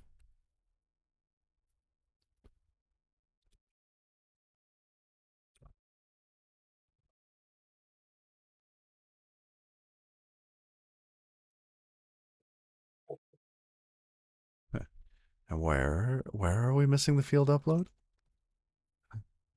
Little bit more info, please. Missing field upload. Hit UI. What did we break? No, that's a comment. This does not get added. That looks fine. We're not going to commit that yet. Okay. This block goes. This one goes.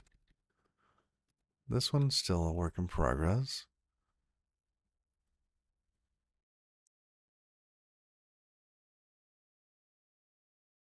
I think it's because it doesn't recognize build.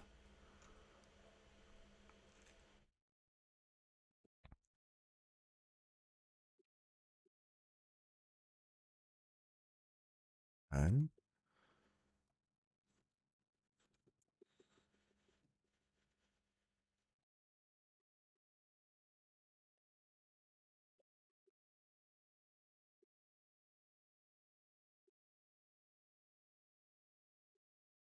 But if we put that back, try it again. Oh, still missing field upload.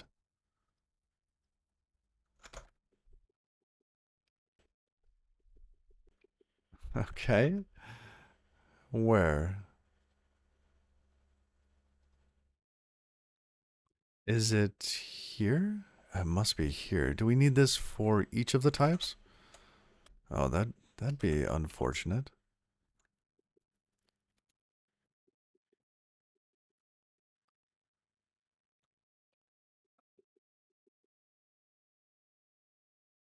env dot, let's say dev dot blah,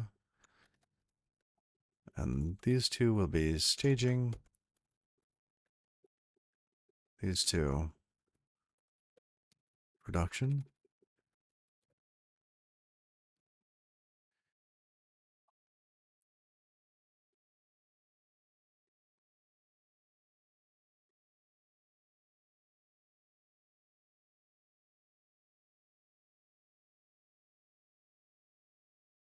Okay. Hopefully that's not it. Oh, that is it. I don't like that. I'd rather have some common values. All right, and we are going to change dev to development. Oops. Yes, yes, yes. There too.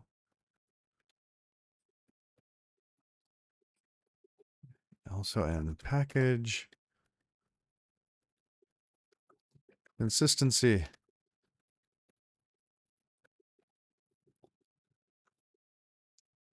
Webpack. There we go.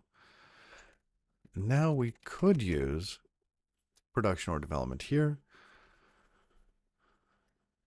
But what do we do with staging? Staging should probably get, I don't know, does it get like a halfway for that? I think staging is more of a production. And I would be okay getting rid of that for the upload bits. Hmm.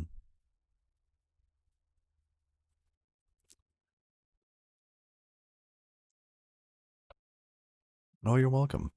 Yeah, I missed that. That was a good 5 minutes ago. Okay.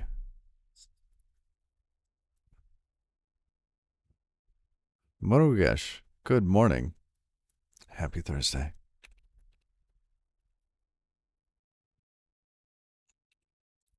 See, this doesn't really have the mode. Let's say let mode or const mode is equal to this. And mode is either going to be production or development. So if it's production, then it's production. Otherwise, it's development.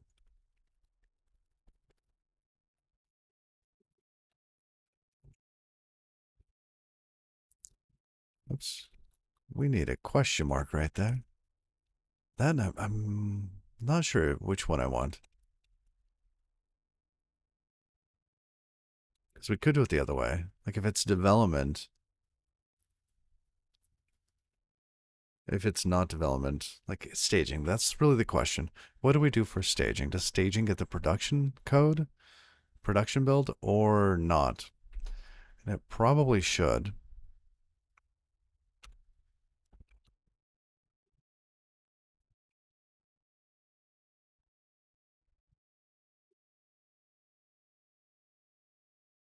All right, so we'll just toss in mode here. There's our mode. Let's add a comment.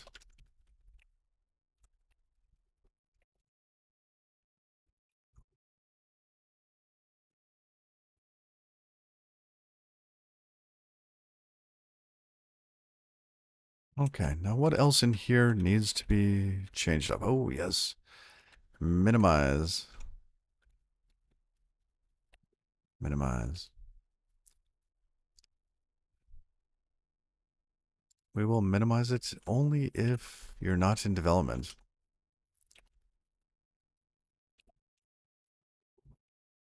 So,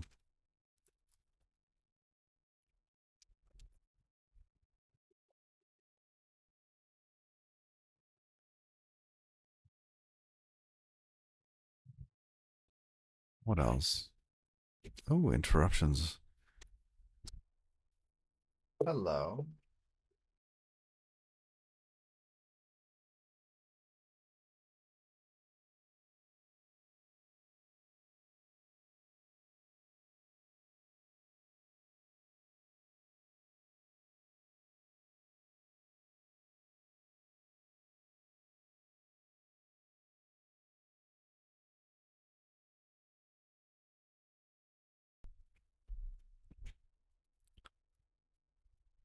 All right. So we have our rules here. I don't think we need anything with those.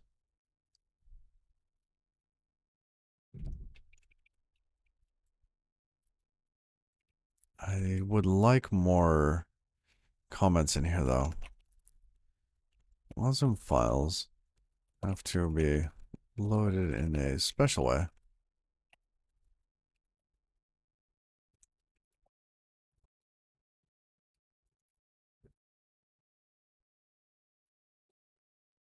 Okay, then we have WASM pack.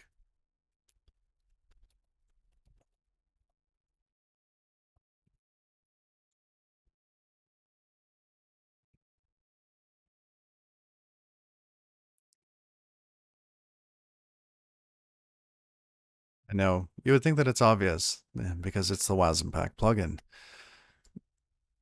You would think it was obvious. Okay. Mode normal. Okay, no TypeScript. That's fine, fine, fine. Index, yes. If defined, force mode will force the compilation mode for WASM pack. Possible values are development and production. The mode development makes WASM pack build in debug mode. The mode production makes WASM pack build in release mode.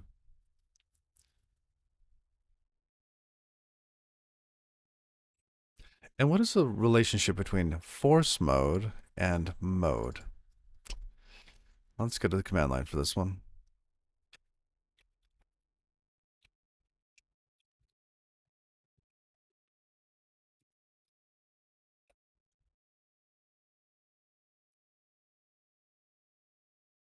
Steps to be run. Possible values. No install, normal, and force.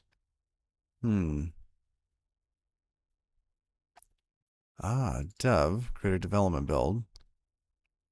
Profiling and release. Interesting. So we likely want different flags here depending.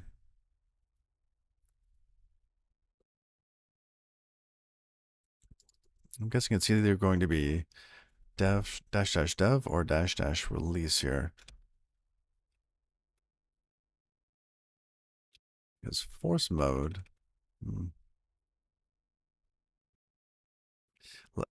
Let's go look at the documentation for this. WASM back. I am so glad that this thing is working. So very glad. It's gonna. That's a big hurdle. I'm actually looking forward to getting um, the page editing bits going because we'll be able to use some sort of template engine in Rust to write to the Cloudflare cache directly so that we can check the cache, see is this page already rendered? If not, render it, and then return the result. That's all without a server. So All right, same thing there. Although, where's your documentation? WAS impact, blah, blah, blah. Huh.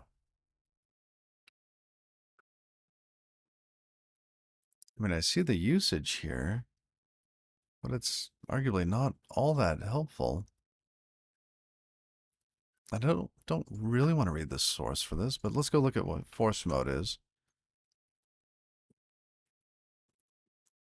It's just plugin.js, looks like it. Force mode. Ah, this. So is debug. So if force mode is development, then it's true. Otherwise, compiler options mode equal development. So it's actually getting the mode from Webpack.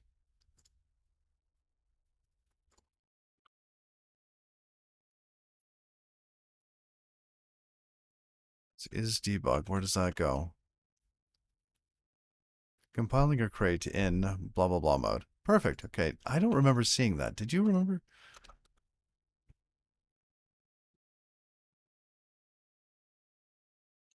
Oh, here it is. Compiling or create in development mode. Lovely.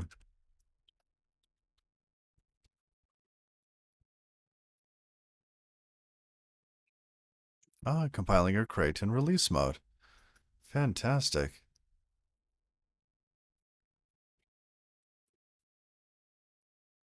That's nice. Let's see if it's that much smaller.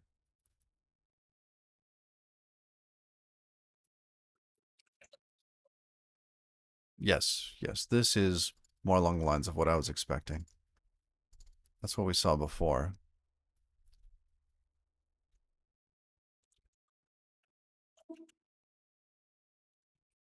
Wrangler publish.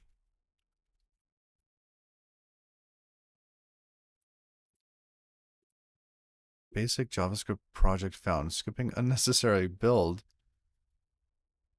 What?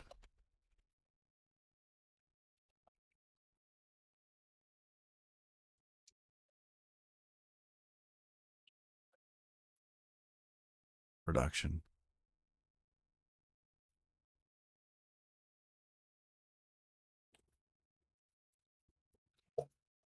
E is not a function at line 0. What? That's interesting.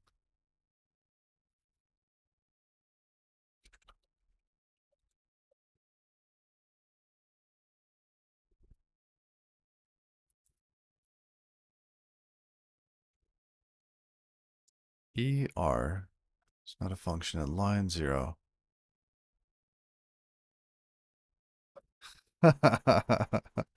Take you away from this JS land. Sadly, we're going to be straddling this with one foot on both sides.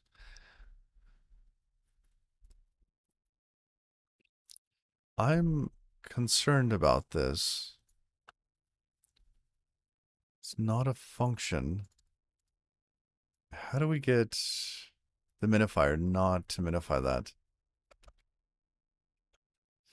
We could always just not... See, I suspect it's the minimizer that just clobbered some of our generated code.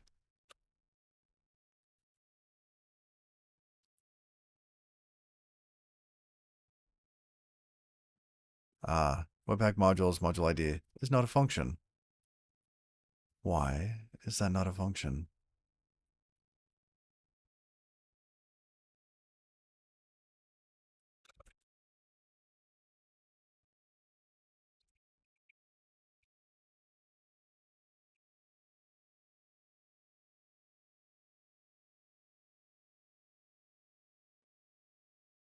What else did we change? We changed mode. Minimize we're not using at the moment. If we can fix this, we will. And let's say we do this for development. Does it work for development?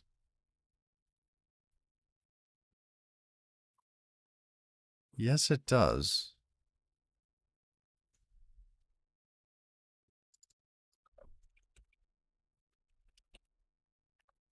Page not found. Perfect. Foobar. Still good. Admin users. Yes. And if we close, oh goodness, 50 or so tabs.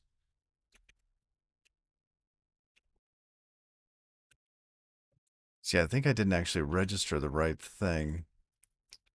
Um, so many tabs. Almost there. There we go. Going back into this.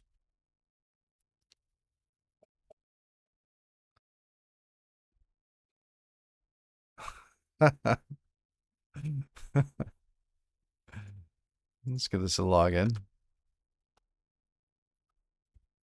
All right, Rooster Buckets. Now, who knows what's actually going to happen in here? I like that phrase. Running JavaScript on the edge. All right, so here we're going to go to Manage Workers, Development. Metrics not available yet. Interesting. Yeah, I don't know. Let's go to that.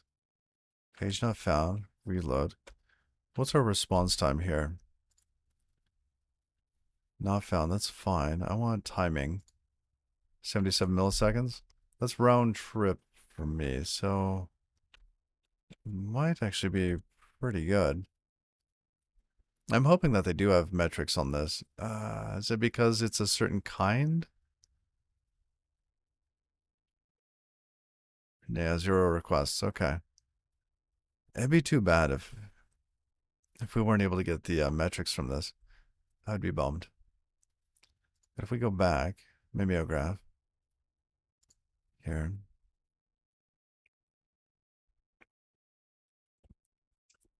Yeah, and this is something else. CPU time per execution. This is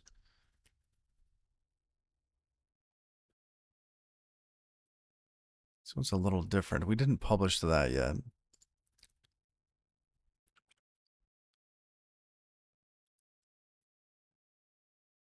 All right. Hopefully this does pick up and we would be able to see that.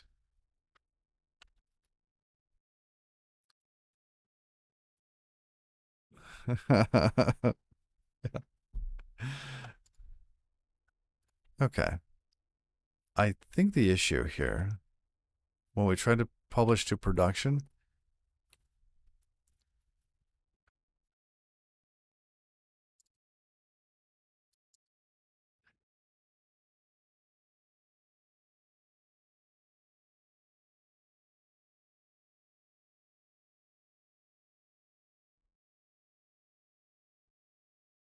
let's go diving into generated code. Dist shim first. Looks fine. We're not minifying. Index. That's still there. That should still exist. I mean, they're calling it. We have Webpack require module ID. It's not a function of line 0. Okay.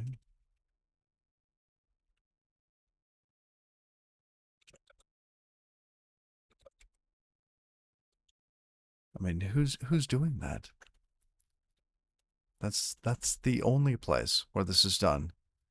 And that code didn't change. I'm guessing that they're doing something, they have some sort of process going on. And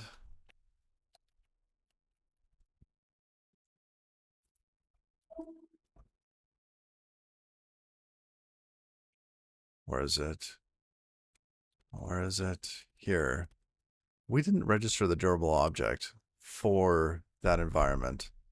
Now, I wonder if that's going to be an issue. Let's see.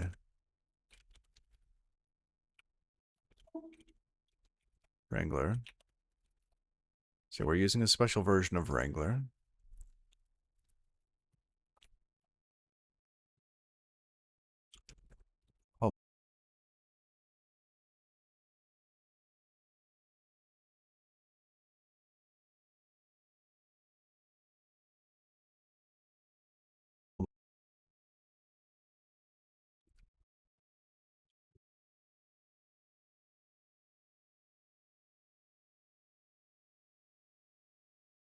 I think we called it emoji counter.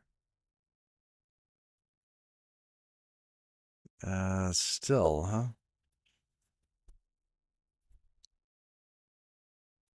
Okay, let's just tell the difference between these. Dist and distdev. We're going to build production. Actually, can we just build? Okay, in release mode, good.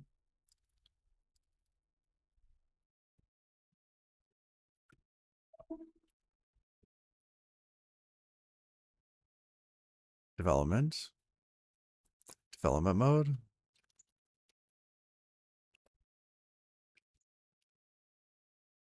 Oh, that's development mode. I forgot to move it.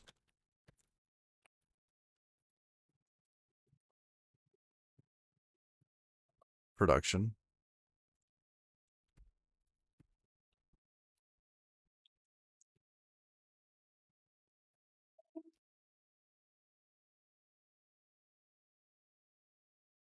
Oh, the index files are different.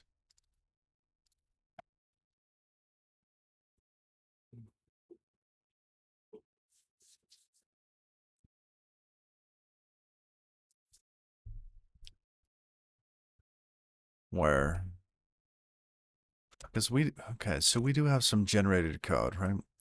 We're generating code in here. My concern is that this is getting clobbered. So we should be calling webpack require with that. Let's see, does it end up with the same value? Let's go into,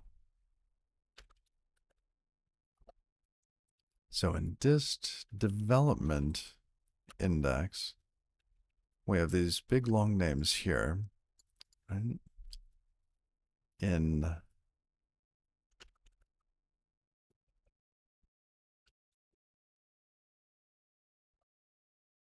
production, what do we have?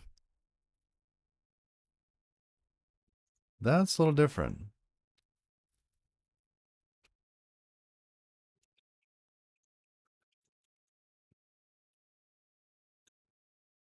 Where is everything? 715? Oh no.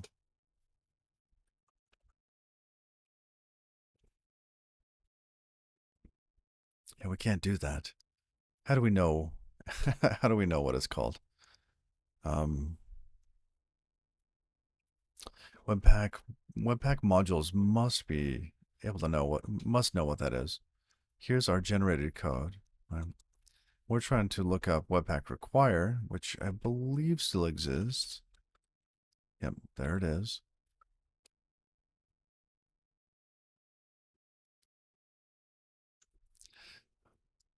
But we should be asking for 715 instead of this string here. So we need some way to map that to the other kind. Now, what about this one here, index BG? This is probably different as well.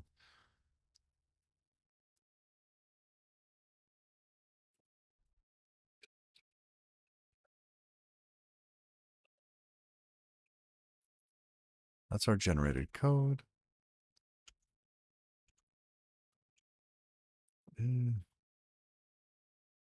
Reed Renner, good morning. How are you? Webpack require. Been a while. Yes, it has. Happy Thursday. Been good? I'm glad. You got any weekend plans? Yeah, it should be only half filled with meetings. So I'm happy about that. And I'm hoping that the release kicks off just fine. Spent some extra time last night making sure that all the little bugs were cleaned up.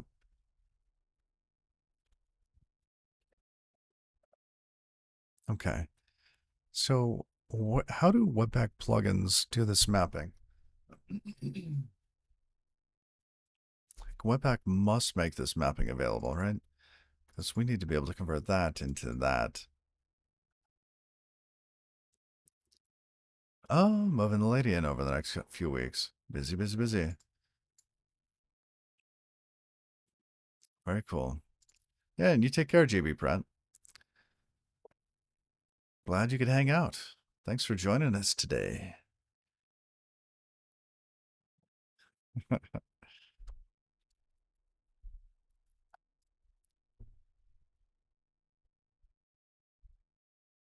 See, and Starlink has been a little champ this week. I don't know if you can see up here. My finger gets cut off. Oh, we're getting a signal drop over there on the right. You see the signal to noise ratio on the far right is lacking. Just for a moment though.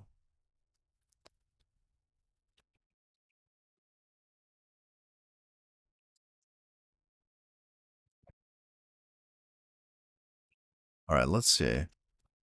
Webpack plugin map module to number. How do we do that? Module numbers in Webpack.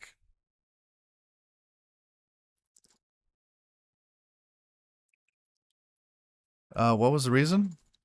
It cost half as much as my old internet, and it is 25 to 50 times as fast. Yeah.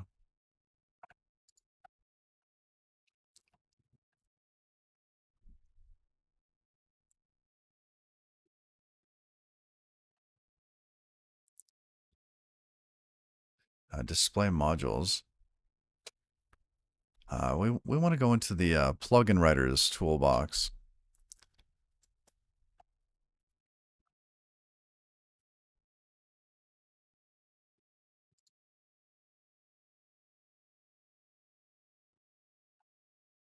Oh, named modules. True. Oh, interesting.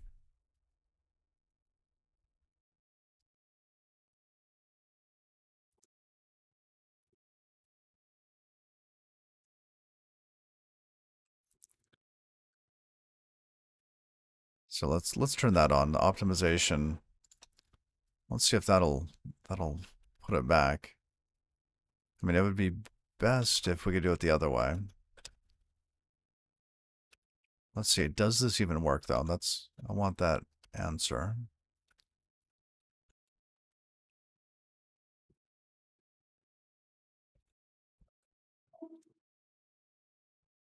Production. No, not publish. Build. Oh,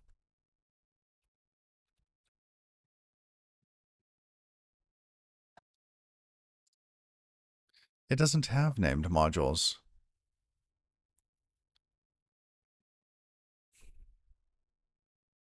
This is my other gripe with Webpack, that through their iterations, these things change. I don't know. Named. Did you mean module IDs? Maybe?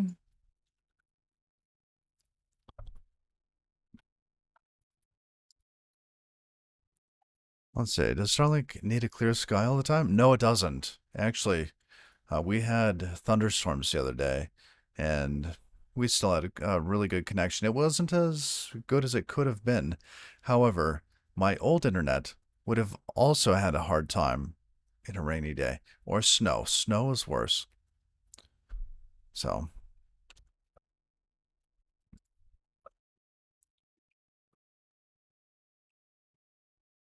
let's see. Module IDs. Is that supposed to be on this element or yeah? And then we just call it named. Okay.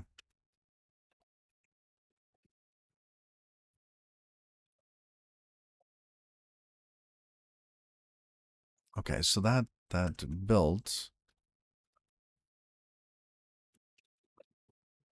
Let's go into dist index. Now we still have named modules. And what is the benefit of not having them like this? Because JavaScript strings are interned, right? Is that the right word for that? Intern, like they're internalized, they're interned. Um,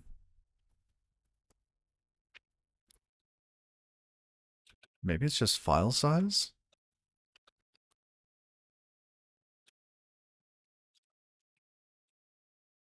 So let's try to publish to production.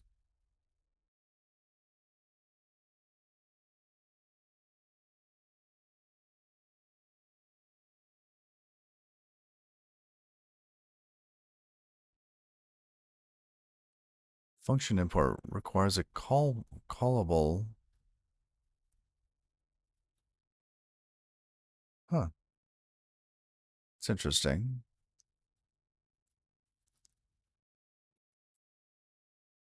So why is it trying to import that?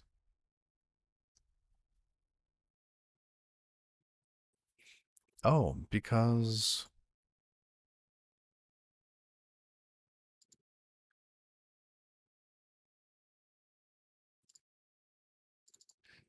is this not actually? Oh, is this minimized as well?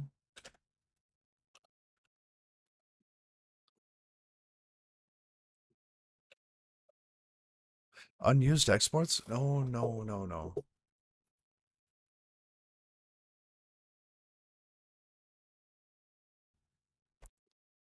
Oh, those are used exports.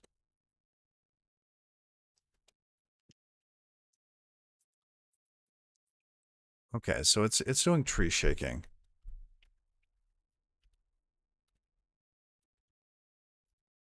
So it doesn't have those on that object anymore. And it can't tell. Hmm.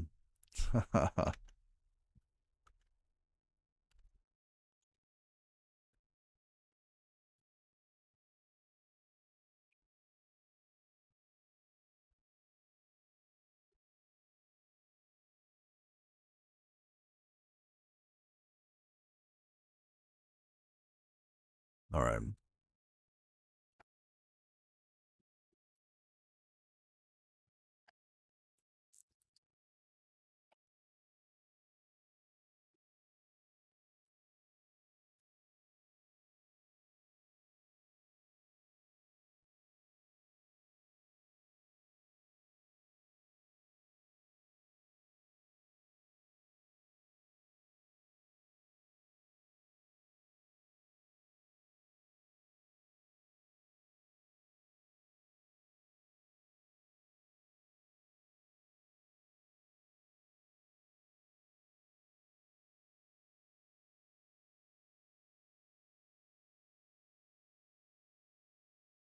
And now they're talking about Webpack 2.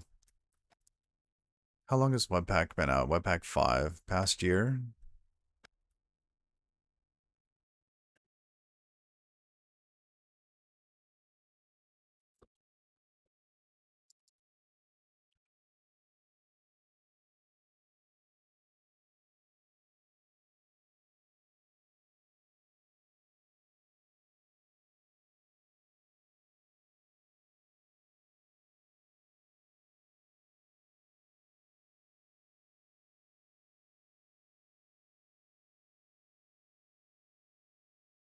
Yeah, let's just go to Webpack.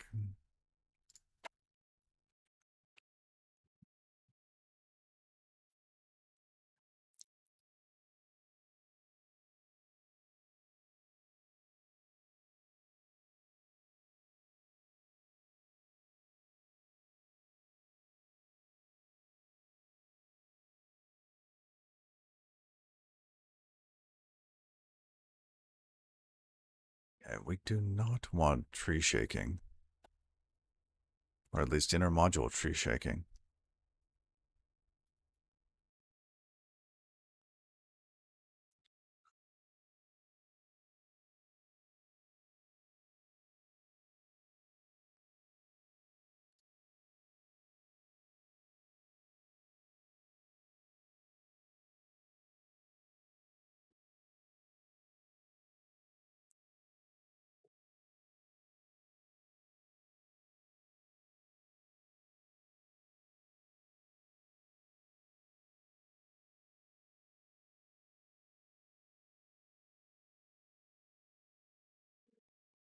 Okay, so inner graph.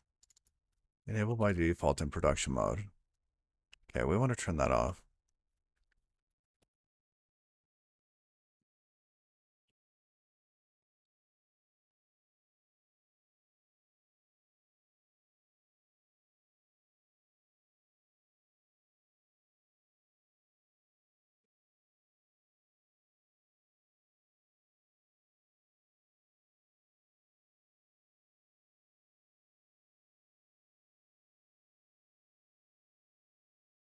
Let's try again.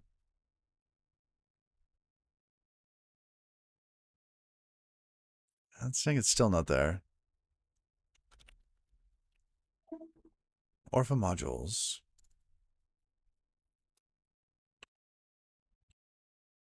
So I tried to set that to false.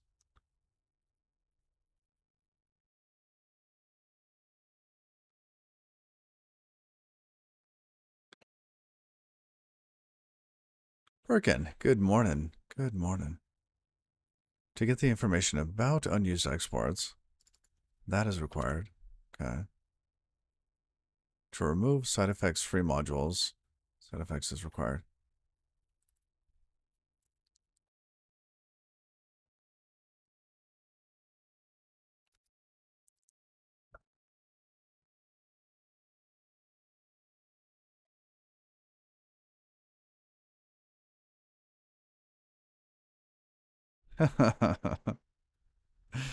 Okay. Um, inner grav. Megalwasm imports. Ooh.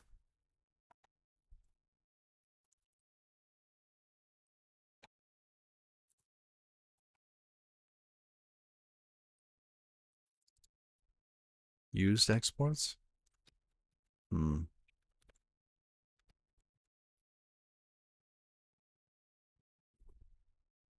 Yeah, that's not helpful. Um, Basically, we're getting some elements removed in production mode.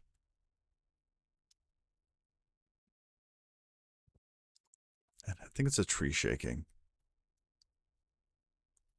See, inner graph. Let's see if we can find the documentation on inner graph.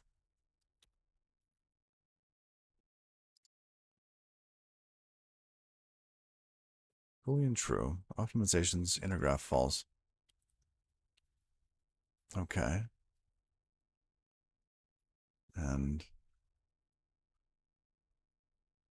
side effects.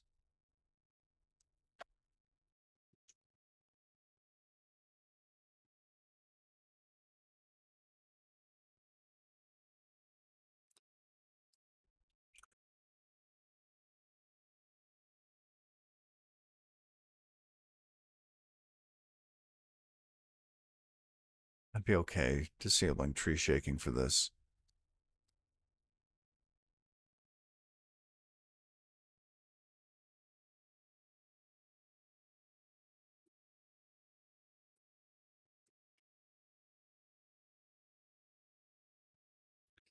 The side effects in used exports, more known as tree shaking optimizations, are two different things.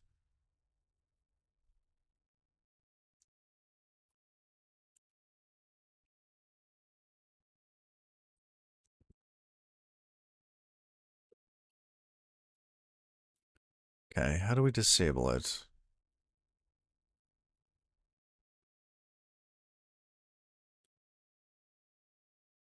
Minifying the output.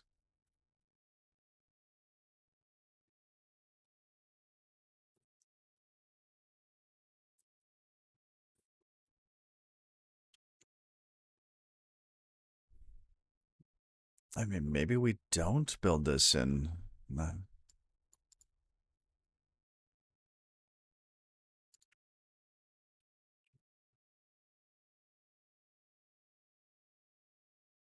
Never thought I would be Googling on how to disable tree shaking.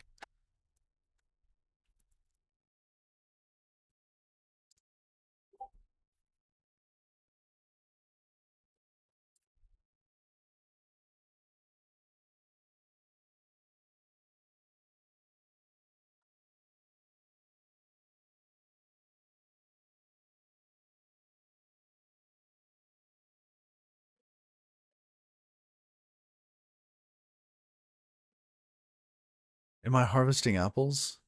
What? No.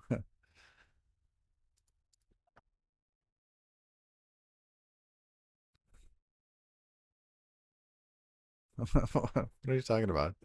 Oh, tree shaking. Basically, we have some JavaScript code that's getting removed during compilation.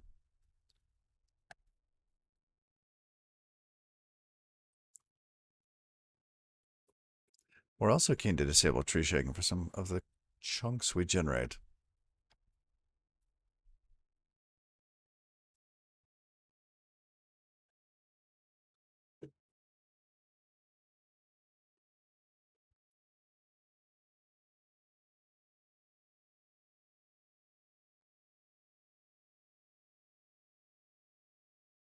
Oh my goodness. Used in some unknown way.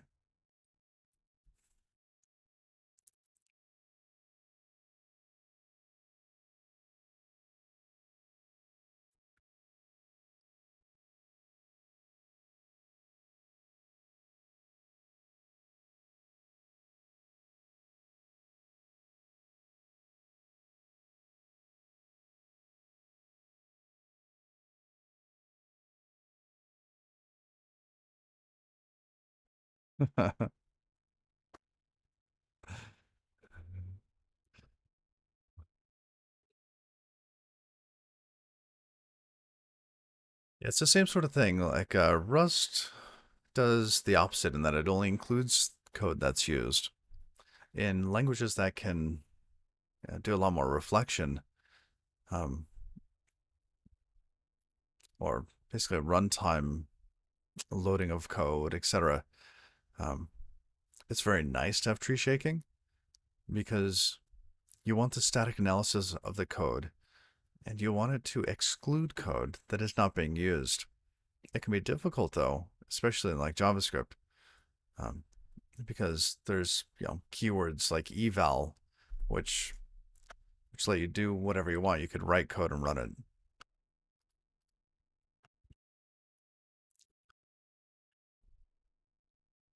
So, all right, I'm gonna have to look at that, but I gotta run. So this, I'll probably figure this out tonight, and then we'll be able to get on past this tomorrow. But we do have everything working in that we can build something, at least in debug mode. We can have it running. Look at that, it's running. And we still don't have stats. Let's see. Let's refresh. Do we get stats? Please give me stats. Oh, yes. Goody. Median time or mean time is 1.3 milliseconds, which is awesome.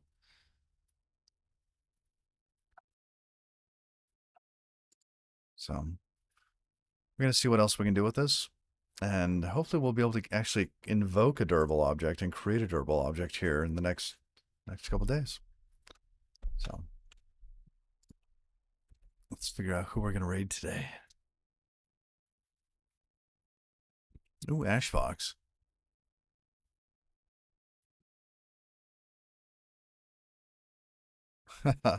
uh, we're going to raid Max. Oh, you're welcome. You're very welcome. And thank you for hanging out, actually. I wouldn't be able to do this without you guys. Um, just being able to spend a little bit of time in this every day has helped me learn Rust. And that motivation is partly due to you guys. So just being able to stick with it. What are we? We're over 400 days into this adventure.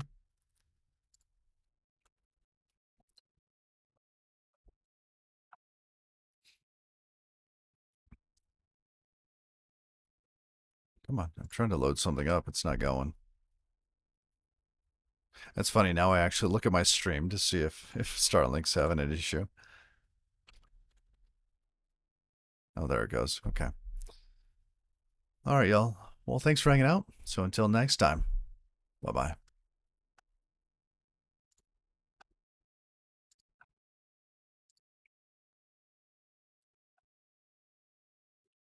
Give it just a second. I'm waiting for something to load. It didn't do it. Twitch isn't loading for me.